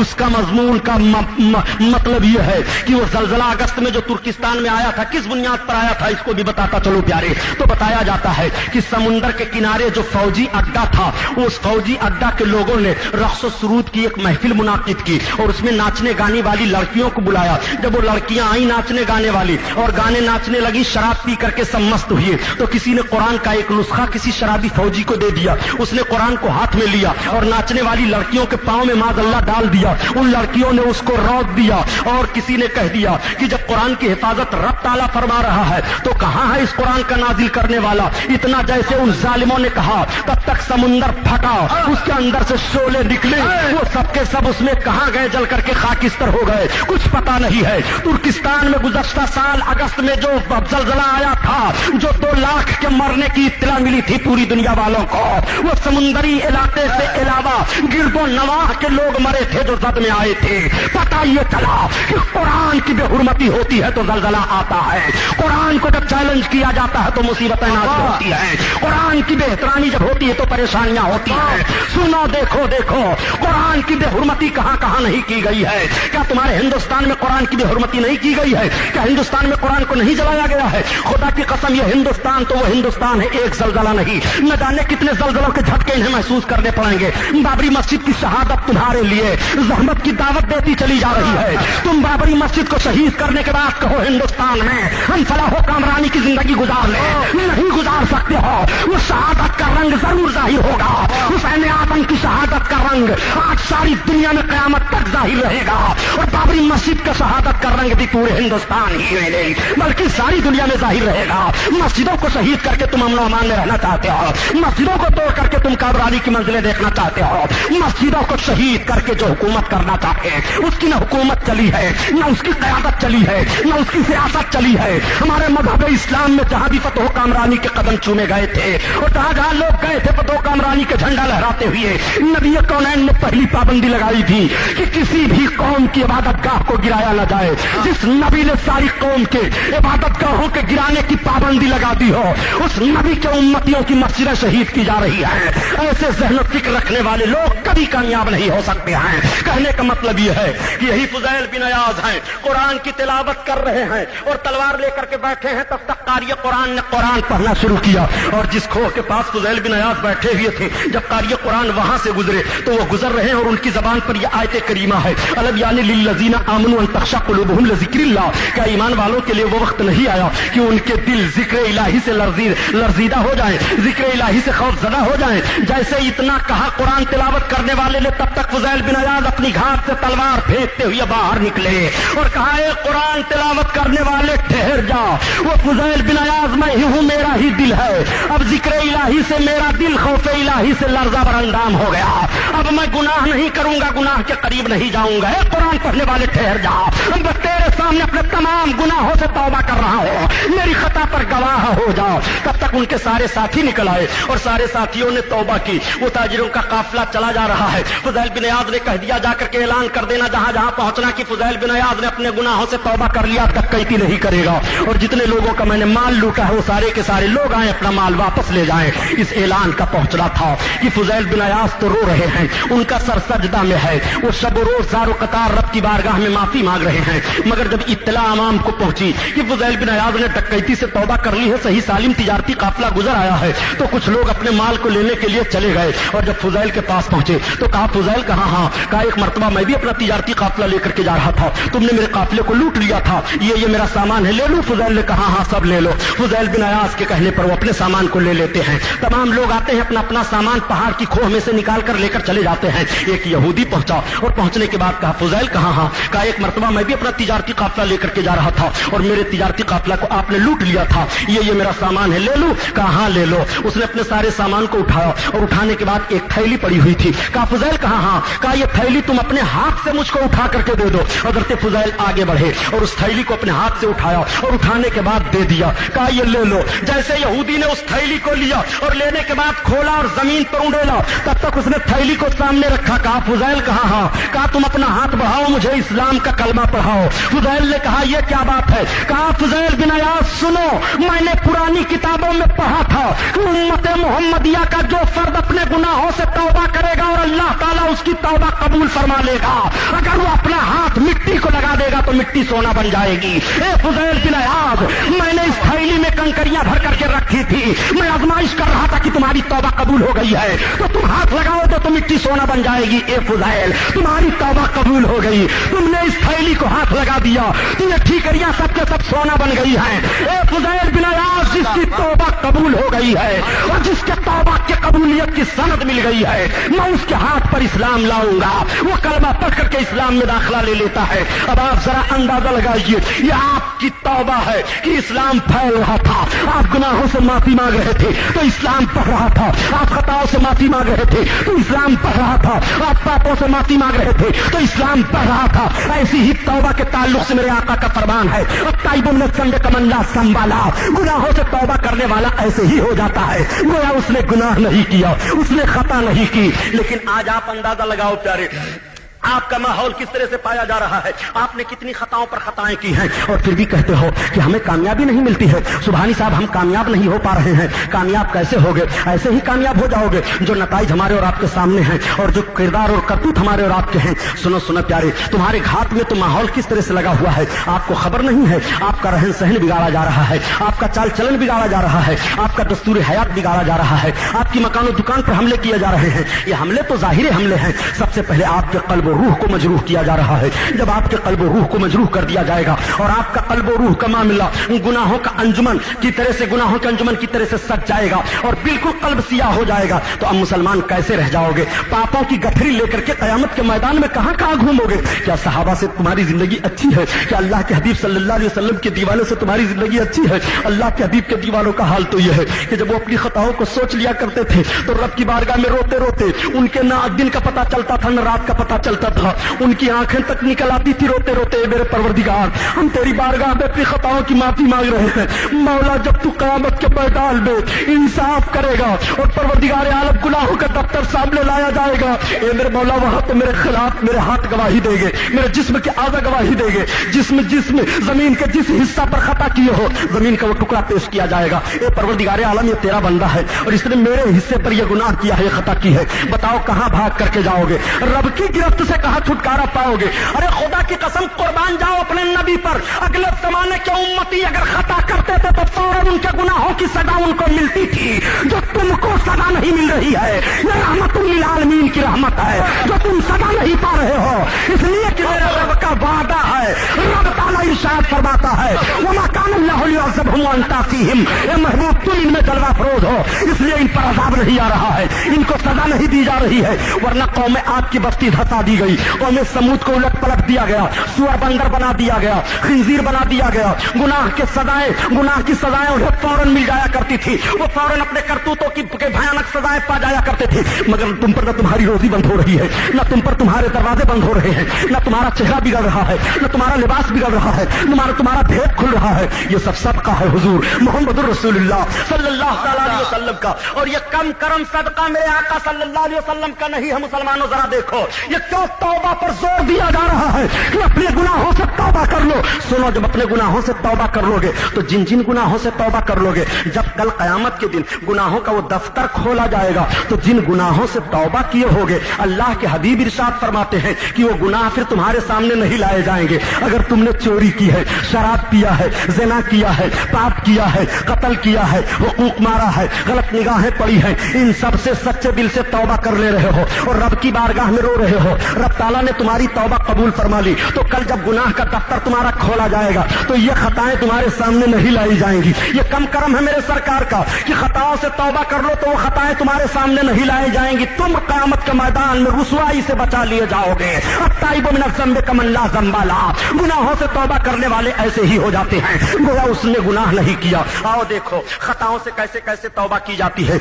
आज शराबखोरी आम हो गई है, नौजवान तबका शराब से नहीं बच पा रहा है, शराब पी पी करके मस्तियों के आलम में अय्याशियों के अड्डों की तरफ घूमते फिरते हैं। नौजवानों, तुम अपनी जबान को शराब से बचाओ। अल्लाह के हबीब इरशाद फरमाते हैं कि हमेशा हमें शराब पीने वाला बख्शा नहीं जाएगा, उसकी मग़फ़िरत नहीं होगी, वो जन्नत में नहीं जाएगा। भला बताओ, अल्लाह के रसूल सल्लल्लाहु अलैहि वसल्लम का फरमान है, इसके बावजूद शराब हाथ में लिए हो। खुदा की कसम सुनो, तुम नौजवान हो, मुसलमान हो, तुम्हारे सामने तो शराब की बोतलें पेश की गई थी और तुम्हारे सामने हसीन हसीन लड़कियां लाई गई थी, मगर तुमने कह करके ठुकराया था कि हम कौम मुस्लिम हैं, हम तलवार की धार पर चलना जानते हैं, हम समुद्रों को कूद करके आए हैं इस्लाम का कानून फैलाने के लिए। दस्त तो दस्त है, दरिया भी न छोड़े हमने और बहरे जुल्मात में दौड़ा दिए घोड़े हमने। ये पैगाम आपने हर हर मोड़ पर नश्र किया था और हर हर मोड़ पर आपने ये पैगाम पहुंचाया था। मुसलमानों, आज शराब की बोतलें तुम्हारे हाथ में आ रही है। इस्लामिया कैसेट कंपनी मालेगांव की जानिब से अकायद व अमाल को संवारने वाली बेहतरीन कैसेट है। मौलाना सैयद शाह तुराबुल हक कादरी साहब की तकरीरें, मकाम मुस्तफ़ा और तर्जुमा कुरान, जंग बद्र, बीमारियों का कुरानी इलाज, تقلید اور مذہب حنفی، نماز کے مسائل، روزہ کے مسائل، وضو پاکی اور زکوٰۃ کے مسائل، مولانا عبد المصطفیٰ حشمتی صاحب کی تقریریں، وطن کے غدار کون، کیوں نہیں ہوتے مسلمان ایک، باطل کی پہچان۔ اس کے علاوہ ہر قسم کی CD اور کتابوں کے لیے اسلامیہ کیسٹ کمپنی، پوار گلی، مالیگاؤں، ضلع ناسک اور مکتبہ رضا 26 کامبیکر اسٹریٹ، بمبئی نمبر 3 سے رابطہ قائم کریں۔ دیکھو اگر شراب کی عادت پڑ گئی ہے تو اپنے محبوب کا وسیلہ پیش کر کے اپنے رب کی بارگاہ میں معافی مانگو اور توبہ کرو۔ رب تعالیٰ قرآن عظیم میں ارشاد فرماتا ہے کہ بے شک شراب اور جوئے میں بہت بھاری گناہ ہے، اتنی خرابیاں شراب اور جوئے میں ہیں کہ جن کی خرابیاں حدیث کریمہ میں اللہ کے حبیب صلی اللہ علیہ وسلم نے فرما دیا ہے شرابی ہمیشہ ہمیشہ کا وہ جنت میں نہیں جائے گا۔ اس لیے تم شراب پینے سے توبہ کر لو اور اپنی زبان کو شراب سے پاک رکھو، شراب کے قریب نہ جاؤ۔ یہ حکومت ہند بھی عجیب طرح سے ہے، پہلے تو اس نے بسوں کی دیواروں پر لکھا تھا کہ شراب وش سے بھی بھینکر ہے، یعنی زہر سے بھی خطرناک ہے، لیکن اب جب سے تقریریں علماء کی شروع ہوئی ہیں اور یہ بیان کیا جانے لگا کہ تم آج چھتوں کی دیواروں پر بسوں کے لکھ دیا کرتے ہو کہ شراب وش سے بھینکر ہے، 1400 برس پہلے میرے سرکار نے ارشاد فرمایا کہ شراب زہر سے بھی خطرناک ہے، آج تم شراب کی خرابی بیان کر رہے ہو۔ جب انہوں نے اس تحریر کو بھی غائب کرنا شروع کر دیا ہے، اور میں تو یہ عرض کروں گا اے مسلمانوں، جس ملک میں آپ زندگی گزار رہے ہو اس ملک میں تو لائسنس شراب کے لیے دیے جا رہے ہیں، بھٹیاں شراب کی بنائی جا رہی ہیں اور شراب کی آمدنی سے حکومت چلائی جا رہی ہے۔ جہاں پر پارلیمنٹ اور اسمبلی میں لوگ بیٹھ کے شراب پر لائسنس پر دستخط کر رہے ہوں، وہاں کے لوگ حکومت کریں گے تو بتاؤ مسلمان کس طرح سے آبرومندانہ زندگی گزارے گا؟ اس لیے تم ایسے ملک میں جیون گزار رہے ہو جس ملک میں نہ شراب پر پابندی ہے، جس ملک پر نہ جوئے میں پابندی ہے، جس ملک میں نہ زنا پر پابندی ہے، جس ملک میں نہ رنڈیوں پر پابندی ہے، جس ملک میں نہ گناہوں پر پابندی ہے۔ خدا کی قسم بھارت کا سروے کیجیے اور ہندوستان کا جائزہ لیجئے تو کتنے لائسنسی اڈے عیاشیوں کے پائے جا رہے ہیں۔ صرف 7 بڑے شہروں میں ہندوستان میں 1,84,000 عورتیں اس وقت فروشی کا دھندا کرتی ہوئی ہیں جن کو لائسنس دیا گیا ہے۔ اب آپ بتائیے کہ کتنا بھیانک ماحول ہے جس ملک میں ہم اور آپ زندگی گزار رہے ہیں۔ شراب پینا بھی سے بھی بھینکر ہے، یہ آج اعلان کیا جا رہا ہے، لیکن آج سے 1400 برس پہلے میرے اللہ کے حبیب صلی اللہ علیہ وسلم نے اعلان فرما دیا تھا۔ اس لیے تم اپنی زبان کو شراب سے پاک رکھو، شراب کے قریب کوئی نوجوان نہ جائے، شراب کو اپنے ہاتھ میں نہ لے، شراب کی طرف نہ جھانکے، شراب کے ماحول کی طرف اپنے ذہن و فکر کو نہ لے جائے۔ سنو حضرت بشر حافی رحمت اللہ تعالیٰ علیہ ایک بزرگ ہیں جو بہت بڑے شرابی تھے۔ حضرت بشر حافی اتنے بڑے شرابی تھے کہ شراب کی بہت بڑی فیکٹری چلتی تھی۔ ایک مرتبہ حضرت بشر حافی کا ایک نیک عمل ذرا دیکھ لیجئے۔ حضرت بشر حافی شراب کے نشے میں دھت تھے اور کہیں جا رہے تھے کہ انہوں نے دیکھا ایک نالا پڑا ہوا ہے، کیچڑ ہے، اس میں ایک ٹکڑا پڑا ہوا ہے، اس ٹکڑے پر لکھا ہوا ہے بسم اللہ الرحمن الرحیم۔ تب تک بشر حافی نے دوڑ کر کے اس کو اٹھا لیا اور اس کو دھلا اور اس کو چوما اور چومنے کے بعد اپنے گھر لائے، ایک تخت بچھایا، اس پر ایک چادر بچھا دیا، اس پر ایک خوشبو لگا دی اور خوشبو لگانے کے بعد اس پر اس ٹکڑے کو رکھ دیا اور عرض کیا اے میرے اللہ کے نام، تیرا مقام یہ ہے جس گندے نالے میں تو پڑا ہوا تھا وہاں تو مجھے رہنا چاہیے شرابی اور کبابی کو۔ اے اللہ یہ تیرا نام ہے، اس کا مقام یہ ہے۔ بشر حافی نے بڑی دیوانگی کے عالم میں اس کی احترام کو برقرار رکھا۔ بشر حافی کا احترام رب تعالیٰ نے پسند فرما لیا۔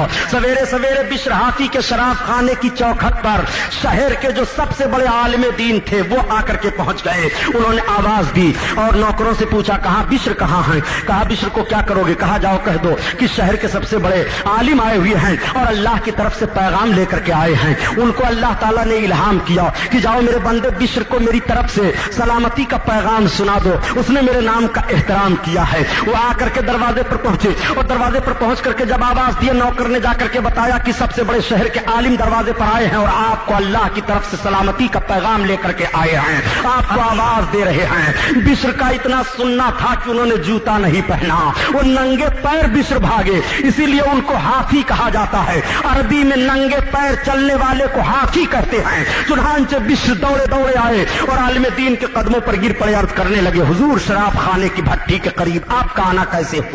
آپ فرماتے ہیں اے بشر رب کی بارگاہ میں توبہ کر لے، میں رب کی طرف سے تیرے لیے سلامتی کا اور امن کا پیغام لے کر کے آیا ہوں، تو نے کون سا نیک کام کیا ہے؟ تب تک بشر حافی نے کہا شراب کی بھٹی کو آگ لگا دو، سارے شراب کے ہانڈیوں کو اڈیل دو، سارے نوکر نکل جاؤ، جتنے پیسے ہیں سب خیرات کر دو، مجھے کچھ نہیں چاہیے۔ حضور میں آج سچے دل سے توبہ کر رہا ہوں اور آپ کو گواہ بنا رہا ہوں اپنے توبہ پر۔ اے اللہ میری توبہ قبول فرما لے، اب میں شراب کو ہاتھ نہیں لگاؤں گا۔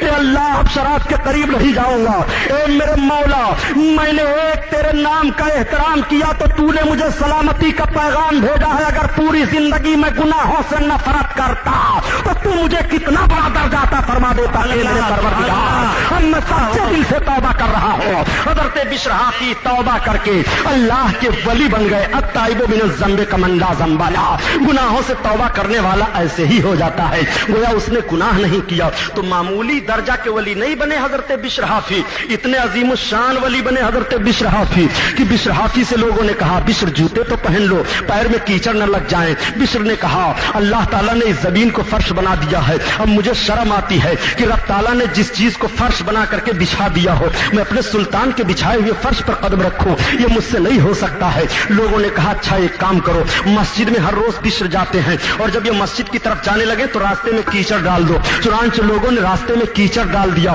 اب بشر جا رہے ہیں مگر ان کے قدم کیچڑ پر پڑ رہے ہیں، قدم میں کیچڑ کا نشان تک نہیں ہے۔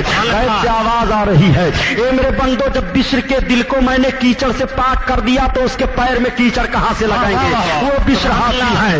التائب من الذنب کمن لا ذنب لہ، گناہوں سے توبہ کرنے والا ایسے ہی ہو جاتا ہے گویا اس نے گناہ نہیں کیا۔ وہ توبوا الی اللہ جمیعا، اے لوگو اللہ کی طرف مکمل توبہ کرو، ایھا المؤمنون لعلکم تفلحون، تاکہ تم فلاح پا جاؤ۔ تمہارا رب اپنی بارگاہ میں توبہ کرنے کا تمہیں پیغام دے رہا ہے، اور اس کے جن بندوں نے سچے دل سے توبہ کر لیا ہے اور معافی مانگنی ہے رب کی بارگاہ میں، اللہ تعالیٰ نے کس درجہ ان کو قربیت عطا فرما دیا اور کتنا محبوب رب تعالیٰ نے ان کو اپنا بنا لیا۔ خدا کی قسم تاریخیں پڑھو تو ایمان تازہ ہو جایا کرتا ہے۔ سود کھانا بہت بڑا گناہ ہے۔ آج مسلمانوں کا ایک طبقہ سود میں بھی گرفتار دکھائی دیتا ہے۔ سود خوری سے بچنا چاہیے، سود خوری سے ایسے بچو پیارے جیسے آگ سے بچتے ہو۔ اللہ کے حبیب صلی اللہ علیہ وسلم ارشاد فرماتے ہیں کہ جو سود خوری سے نہیں بچتا ہے گویا خون اور پیپ پی رہا ہے، قیامت کے دن جب اسے سزا دی جائے گی تو اتنی بھیانک سزا ہوگی۔ اس لیے تم سود کے قریب نہ جاؤ، سود کا لینا بھی بند کرو، سود کا دینا بھی بند کرو۔ آج کتنے لوگ ہیں جو عام طور سے سود کو کھا لیا کرتے ہیں اور اس گناہ کو بڑا ہلکا گناہ معاذ اللہ سمجھا کرتے ہیں۔ اللہ کے حبیب صلی اللہ تعالیٰ علیہ وسلم نے سود خوری سے کس طرح سے پابندی لگائی ہے آؤ دیکھو۔ جب اللہ کے ایک دیوانے کو پتا چلا کہ سود خوری کا بڑا بھیانک گناہ ہوتا ہے تو کس طرح سے سود خوری کے گناہ سے توبہ کی ہے، آؤ دیکھو ذرا دیکھو۔ یہ حضرت حبیب اجمی رضی اللہ تعالیٰ عنہ ہیں۔ حضرت حبیب اجمی وہ بزرگ ہیں جو اولیاء کرام میں ولیوں کے سردار تسلیم کیے گئے ہیں۔ حضرت حبیب اجمی بہت بڑے سود خور تھے، اتنے بڑے سود خور تھے حبیب اجمی کہ سود خوری پر یہ قرضہ بانٹا کرتے تھے، اور ان کے قرضہ وصولنے کا طریقہ یہ تھا کہ جس قرض خواہ کے وہاں جاتے اگر قرضہ نہ ملتا اور نفع نہ ملتا تو اتنے دن کا وہ ہرجانہ بھی وصول کر لیا کرتے تھے۔ حضرت حبیب اجمی اتنے بڑے سود خور تھے، انہوں نے ایک غریب کو سود پر پیسہ دے دیا تھا۔ جب ٹائم پورا ہو گیا اس کے دروازے پر گئے مگر وہ بیچارہ اپنے گھر پر نہیں موجود تھا۔ گھر کی عورت سے پوچھا، گھر والی نے بتایا میرا شوہر نہیں ہے۔ حبیب اجمی نے کہا آج تمہارے دروازے پر تمہارے شوہر کو میں ذلیل کر کے تب چھوڑوں گا۔ میرا قرضہ لے آیا ہے، نہ تو قرضہ دے رہا ہے نہ تو سود کا نفع دے رہا ہے، آج میں ہرجانہ لے کر کے جاؤں گا، بھاگوں گا نہیں۔ عورت نے دیکھا میرا شوہر ذلیل ہو جائے گا، کہا تو آپ کا ہرجانہ کیا ہوتا ہے؟ کہا جو تمہارے گھر ہو وہی دے دو، وہی ہرجانہ لے کر کے تب میں واپس جاؤں گا۔ اس غریب کے گھر بکرے کا ایک سرا رکھا ہوا تھا، اس کا شوہر کئی روز پر آج بکرے کا سرا لے کر آیا تھا۔ بچوں نے دیکھا تو کہا امی آج ہمیں گوشت کھانے کو مل جائے گا۔ ماں نے کہا ہاں بیٹو یہ تمہارے باپ کا لایا ہوا ہے، گھبراؤ نہیں، تمہیں گھبرانے کی ضرورت نہیں ہے۔ ماں تیاری کر رہی ہے کہ بکرے کے سرے کو بکائے، تب تک حبیب اجمی پہنچ گئے اور انہوں نے مطالبہ کیا۔ ماں نے وہی بکرے کا سرا اٹھا کر کے دے دیا۔ بچوں کی نگاہ پڑی تو بچوں کی آہیں نکل گئی، بچوں نے اپنے ماں کا دامن تھاما۔ امی جان یہ تو کھانے کے لیے آپ کہہ رہی تھی کہ باپ ہمارے لیے لائے ہیں۔ ماں کی آنکھیں ڈبڈبا گئی۔ ماں نے کہا اے بچوں صبر کرو، اللہ تعالیٰ نے تمہارے باپ کو غریب پیدا کیا، تمہارا باپ غریب ہے، وہ سود پر پیسہ لایا تھا، حبیب اجمی سود خور آیا ہے، تمہارے باپ کو رسوا کرنے پر تلا ہوا ہے۔ بچوں نے عرض کیا رب کی بارگاہ میں اے میرے مولا میرے باپ کو رسوائی سے بچا لے، اے پروردگار میرے باپ کو سود خوری سے بچا لے، اے الہ العالمین میرا باپ سود خوری کی بنیاد پر ہماری پرورش کر رہا ہے، ہمارے جسم کا خون کیسا بنے گا؟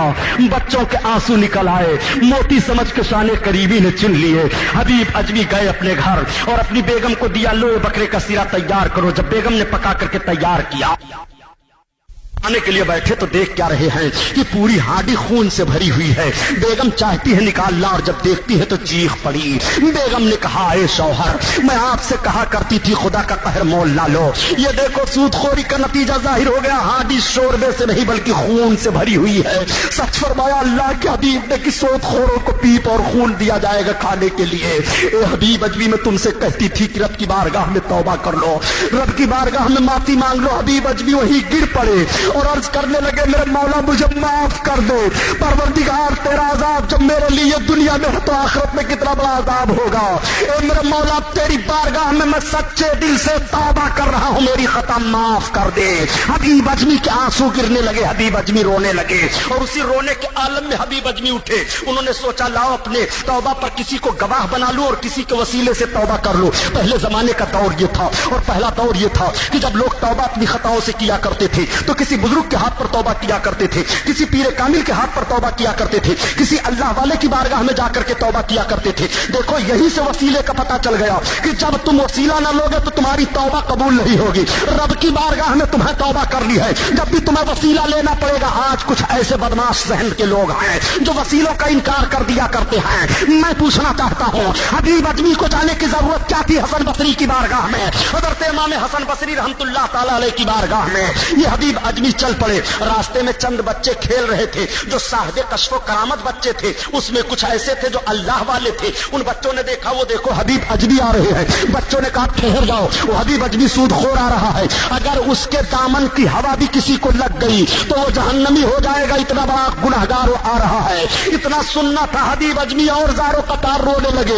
ए मेरे मौला, बच्चे भी मेरे गुनाह से भाग रहे हैं, परवरदिगार अब मुझे पनाह कहाँ मिलेगी। ये बच्चे भी मेरे दामन की हवा से पनाह मांग रहे हैं, मेरे मौला मेरी गलती माफ कर दे। हबीब अजमी के आंसू गिर रहे हैं। हबीब अजमी पहुंच गए हजरत इमाम हसन बसरी की खिदमत में। हजरत इमाम हसन बसरी के हाथ पर उन्होंने सच्चे दिल से तौबा की और तौबा करके जब वापस आने लगे तो वही बच्चे फिर रास्ते में खेलते हुए मिल गए। उन बच्चों ने फिर हबीब अजमी को देखा तो बच्चों ने कहा, अब खेल बंद कर दो, हबीब अजमी तौबा करके आ रहे हैं, अगर उनको हम लोगों का गर्दो गुबार उड़ करके लग जाएगा तो गुनहगार ठहरोगे। हबीब अजमी तौबा करके आ रहे हैं, इसलिए रुक जाओ। अब हबीब अजमी का हौसला बढ़ा। हबीब अजमी ने सुन लिया उन बच्चों के जरिए से, यही बच्चे हैं जो कह रहे थे कि दामन की हवा लगेगी तो गुनहगार ठहरोगे, मगर यही बच्चे हैं जो ऐलान कर रहे हैं कि हबीब अजमी तौबा करके आ रहे हैं। अब अगर हम लोगों का गर्दो गुबार उड़ करके पड़ा तो गुनहगार ठहरोगे, इसलिए खेल बंद कर दो। अत्ताइबु मिन ज़ंब कमन ला ज़ंबा ला, गुनाहों से तौबा करने वाला ऐसे ही हो जाता है गोया उसने गुनाह नहीं किया। हबीब अजमी को हबीब किसने बनाया है? तौबा ने। बिशर हाफी को वली किसने बनाया? तौबा ने। हुसैन बिन अयास को सैयदुत ताइफा कौन बनाया? तौबा ने। अत्ताइबु मिन ज़ंब कमन ला ज़ंबा ला, गुनाहों से तौबा करने वाला ऐसे ही हो जाता है गोया उसने गुनाह नहीं किया। तुम्हारे रब का फरमान है, वो तूबू इलल्लाहि जमीअ अय्युहल मुमिनूना लअल्लकुम तुफ्लिहून। ए ईमान वालों, रब की बारगाह में मुकम्मल तौर पर तौबा करो। मोमिनों को तौबा का हुक्म है, काफिरों को तो हुक्म होता है वो इस्लाम लाएं, पहले वो कलमा पढ़ें। जब तक वो कलमा नहीं पढ़ लेंगे उनके लिए तौबा कहाँ है, उनके लिए नमाज कहाँ है, उनके लिए रोजा कहाँ है? सबसे पहले उनके लिए ईमान है, और जो ईमान ले आए हैं उनके लिए रब का हुक्म हो रहा है कि अगर तुमसे खता हो रही है और लफ्जिश हो जा रही है, ये मेरे बंदे तुम अपने खताओं की माफी मेरी बारगाह में मांगो। बंदों से खता होगी, जरूर लफ्जिश हो जाएगी। आओ देखो, खता दोनों तरफ से हुई है। हजरत मैं अर्ज करता चलो, इबलीस से भी गलती हुई है और हजरत आदम अलैहिस्सलाम से भी लफ्जिश हुई है। इबलीस के ताल्लुक से रब ताला ने इरशाद फरमाया, आदम का सजदा कर उसने इनकार कर दिया, गलती उसने की है। और हजरत आदम अलैहिस्सलाम के लिए रब ने इरशाद फरमाया, इस दरख्त के करीब न जाना। हजरत आदम दरख्त के करीब चले गए, लफ्जिश इधर से भी हो गई है। दोनों खताओं में फर्क है। एक खता हो रही है घमंड से, अबावस तकबरा, तो घमंड से जो गलती होती है उसको तौबा की तौफीक नहीं मिलती है, और लफ्जिश से जो गलती होती है अगर बंदा नादिम होकर के रब की बारगाह में माफी मांगे तो उसकी तौबा कबूल हो जाया करती है। यही वजह है कि जब इबलीस से सवाल किया, इबलीस तुमने इब्ने आदम की कमर कैसे तोड़ी, तो इबलीस ने कहा, बोले इब्ने आदम की कमर गुनाह करवा करके तोड़ दिया। ज़िना मैंने उससे करवाया, झूठ मैंने उससे बुलवाया, कत्ल मैंने उससे करवाया, शराब मैंने उससे पिलवाई, बेहयाई में मैंने उसको मुब्तला कर दिया, यहाँ मैंने उसको मुब्तला किया, वहां मैंने उसको मुब्तला किया, फला जगह मैंने उसको मुब्तला किया।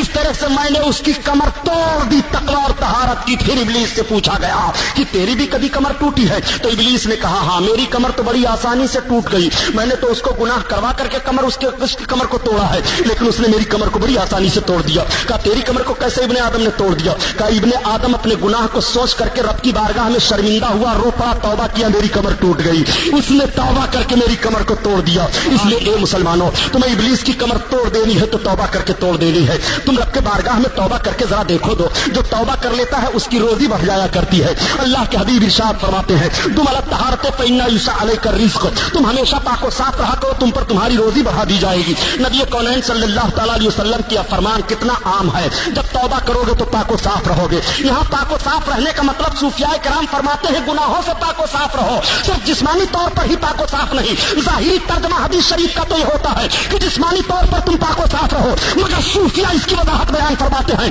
कि तुम अला तहारत फइन्ना युसा अलैका रिज़्क़, तुम हमेशा पाक व साफ रहा करो, तुम पर तुम्हारी रोजी बढ़ा दी जाएगी। तुम गुनाह छोड़ दो तुम्हारी रोजी बढ़ जाएगी, तुम खता छोड़ो तुम्हारी रोजी बढ़ जाएगी, तुम पाप छोड़ो तुम्हारी रोजी बढ़ जाएगी, तुम बेहयाई छोड़ो तुम्हारी रोजी बढ़ जाएगी, तुम शराब छोड़ो तुम्हारी रोजी बढ़ जाएगी, तुम झूठ छोड़ो तुम्हारी रोजी बढ़ जाएगी, तुम सूदखोरी छोड़ो तुम्हारी रोजी बढ़ जाएगी, तुम गीबत छोड़ो तुम्हारी रोजी बढ़ जाएगी, माँ बाप की नाफरमानी छोड़ो तुम्हारी रोजी बढ़ जाएगी। रोजी बढ़ती कैसे है और रोजी घटती कैसे है, इसको भी सुन लो प्यारे। गुनाह करने से रोजी घट जाती है, झूठ बोलने से रोजी घट जाती है, गुनाह करने से रोजी घट जाती है। और अल्लाह के हबीब इरशाद फरमाते हैं कि जो अपने माँ और बाप का चेहरा सवेरे सवेरे मोहब्बत से देखा करे, अल्लाह ताला उसकी रोजी को बढ़ा देता है। ये हदीस शरीफ है। अब रोजी बढ़ने की शिकायत ना कर लो। अगर चाहते हो कि तुम्हारी रोजी तुम पर बढ़ा दी जाए तो अपने बाप का चेहरा मोहब्बत से देख लिया करो। अगर बाप मौजूद है अपनी माँ का चेहरा मोहब्बत से देख लिया करो। अगर माँ मौजूद है और अगर माँ बाप दोनों मौजूद नहीं है तो इनसे मोहब्बत किया करो, इनके हक में इसाले सवाब किया करो, तुम्हारी रोजी तुम पर बढ़ा दी जाएगी।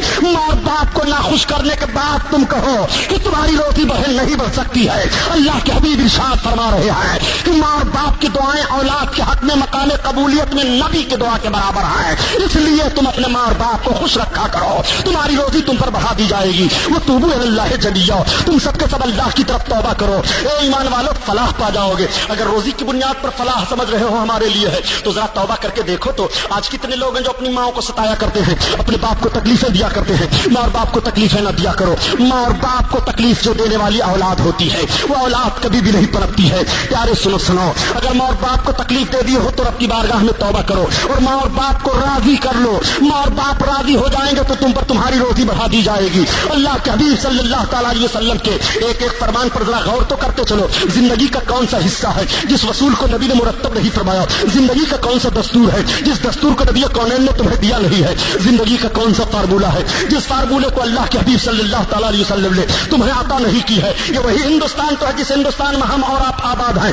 आज हम और आप कामयाबी का ख्वाब देख रहे हैं और बंबई की सरजमीन पर रह करके या खुदा की कसम याद रखो, बंबई ही नहीं बल्कि हिंदुस्तान का तो हर शहर अब अय्याशियों का अड्डा बन गया है। गुनाहों की इतनी आम मामूली बातें और आम माहौल हो गया है गुनाहों का कि मुसलमान अपने घर के दरवाजे से निकले तो शराफत और तकद्दुस का खून हो जाया करता है। मुसलमान आपको ऐसे माहौल में जीवन बिताना है, ये वही भारत की सरजमीन तो है, ऐसे माहौल में आपने जीवन बिताया है। आपके सामने आपका तारीख का एक वर्क उलट दूं, आप तो सिर्फ भयानक जराइम पढ़ते हैं, आपको किताबों के पढ़ने का मौका नहीं है और आप अपनी तारीखों को पढ़ते नहीं, इसलिए आप जान नहीं पाए। आपके सामने आज से पहले कम गुनाह नहीं लाए गए थे, आपके सामने आज से पहले कम परेशानियां नहीं पेश की गई थी। ऐसे ऐसे गुनाह आपके सामने पेश किए गए थे, लेकिन आपने उन गुनाहों को ऐसी ठोकर मार दिया था और इस तरह से आपने दंता शिकन जवाब दिया था। प्यारे सुनो, कैसे कैसे गुनाहों से आपने तौबा की और ठोकर मार करके इस्लाम को बढ़ाया था। अल्लाह के हबीब सल्लल्लाहु तआला अलैहि वसल्लम के मुजाहिदीन एक मुल्क पर हमला करते हैं और दो मुजाहिद पकड़ लिए गए। जब दोनों मुजाहिद गिरफ्तार किए गए तो एक मुजाहिद को तो बादशाह ने सजा दिलवा दी और एक मुजाहिद को वजीर ने चिरौरी मिनती करके रोक लिया। बड़ा खूबसूरत नौजवान था। वजीर ने बादशाह से कहा कि इस नौजवान को छोड़ दीजिए, इसको हम दीन ईसाइयत में ले लेंगे और जब ये दीन मसीहत में आ जाएगा तो इस नौजवान से हुकूमत के लिए काम बहुत लिया जाएगा, इसलिए ए बादशाह इसको न मारा जाए। बादशाह ने कहा सुनो, ये मुसलमान है, मुसलमान और मुसलमान फांसी के फंदे पर भी मुसलमान रहेगा, मुसलमान जेल में हथकड़ी पहने भी मुसलमान रहेगा, मुसलमान को कैद खाने में डाल दो जब भी मुसलमान रहेगा, मुसलमान समुंदर की सतहों पर तैरता हुआ जाएगा तब भी मुसलमान रहेगा, मुसलमान आग के शोलों में कूद जाएगा तब भी मुसलमान रहेगा, हर हर मोड़ पर मुसलमान रहेगा, ये मुसलमान है। वजीर ने कहा लेकिन सुल्तान ये भी सुनो, ये अरब है और अरब को हसीनाओं से बड़ी मोहब्बत होती है। मेरे पास एक ऐसी लड़की है जो अपने हुस्न के बलबूते पर इसको दीन मसीहियत में दाखिल कर लेगी। कल ले जाओ। ठीक, उस नौजवान को वजीर अपने घर लाया अपनी लड़की से कहा बेटी देखो इस नौजवान को इसी शर्त में मैं बादशाह से छुड़ा करके लाया हूं, इस नौजवान से हुकूमत का काम लेना है। लड़की ने कहा ठीक। एक कमरे में नौजवान को बंद किया गया। अल्लाह के हबीब के ये दीवाने हैं।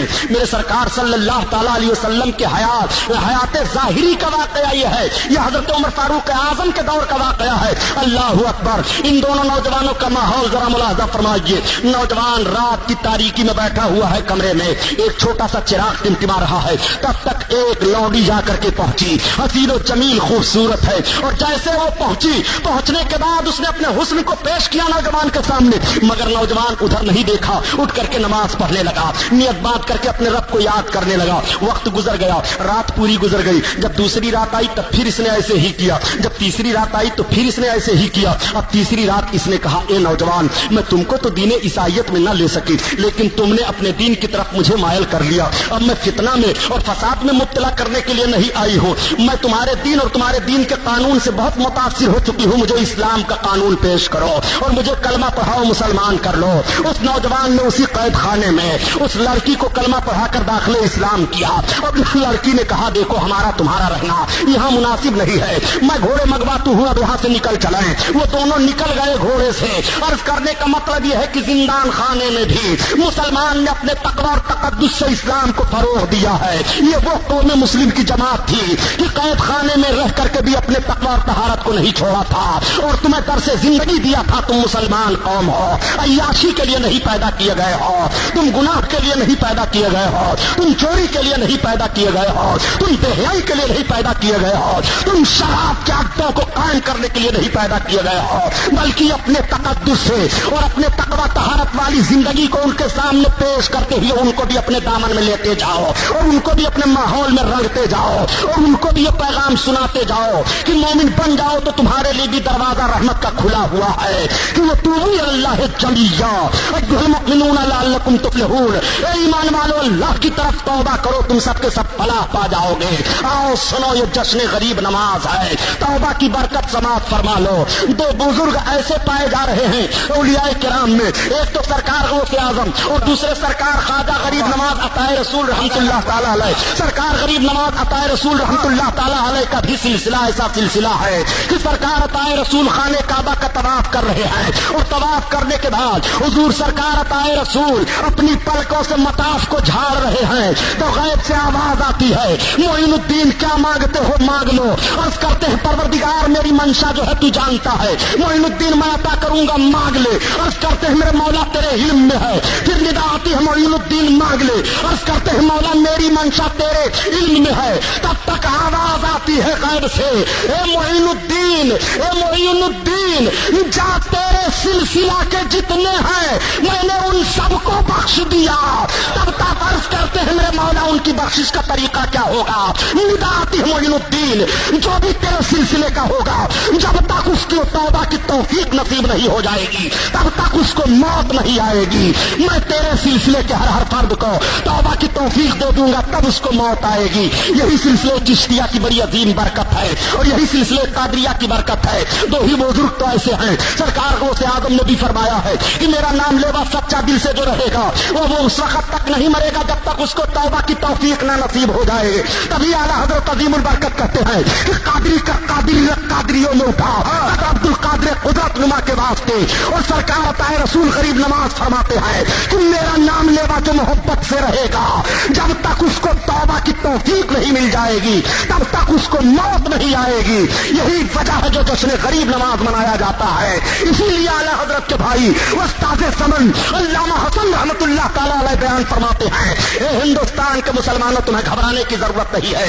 तुम अपने गुर्बत और अफलास की शिकायत क्यों करते हो, तुम अपने परेशानी की शिकायत क्यों करते हो। सुल्तानुल हिंद तुम्हारे हैं, गरीब नवाज तुम्हारे हैं, गुर्बत का जनाजा वहां से निकल रहा है, अफलास का जनाजा वहां से निकल रहा है, मुसीबत का जनाजा वहां से निकल रहा है, परेशानी का जनाजा वहां से निकल रहा है, भयानक माहौल का जनाजा वहां से निकल रहा है, दुश्वारियों का जनाजा वहां से निकल रहा है। जब हमारे पास गरीब नवाज हैं और हम गरीब नवाज के हैं तो हमारा नारा यही होना चाहिए कि ख्वाजा हिंदू दरबार हाला तेरा, ख्वाजा हिंदू दरबार हाला तेरा, ख्वाजा हिंद वो दरबार हाला तेरा, کبھی محروم نہیں مانگنے والا تیرا، کبھی محروم نہیں مانگنے والا تیرا، مانگنے والا تیرا۔ وتوبوا الی اللہ جمیعا۔ یہ محفل نور زندہ باد، پائندہ باد۔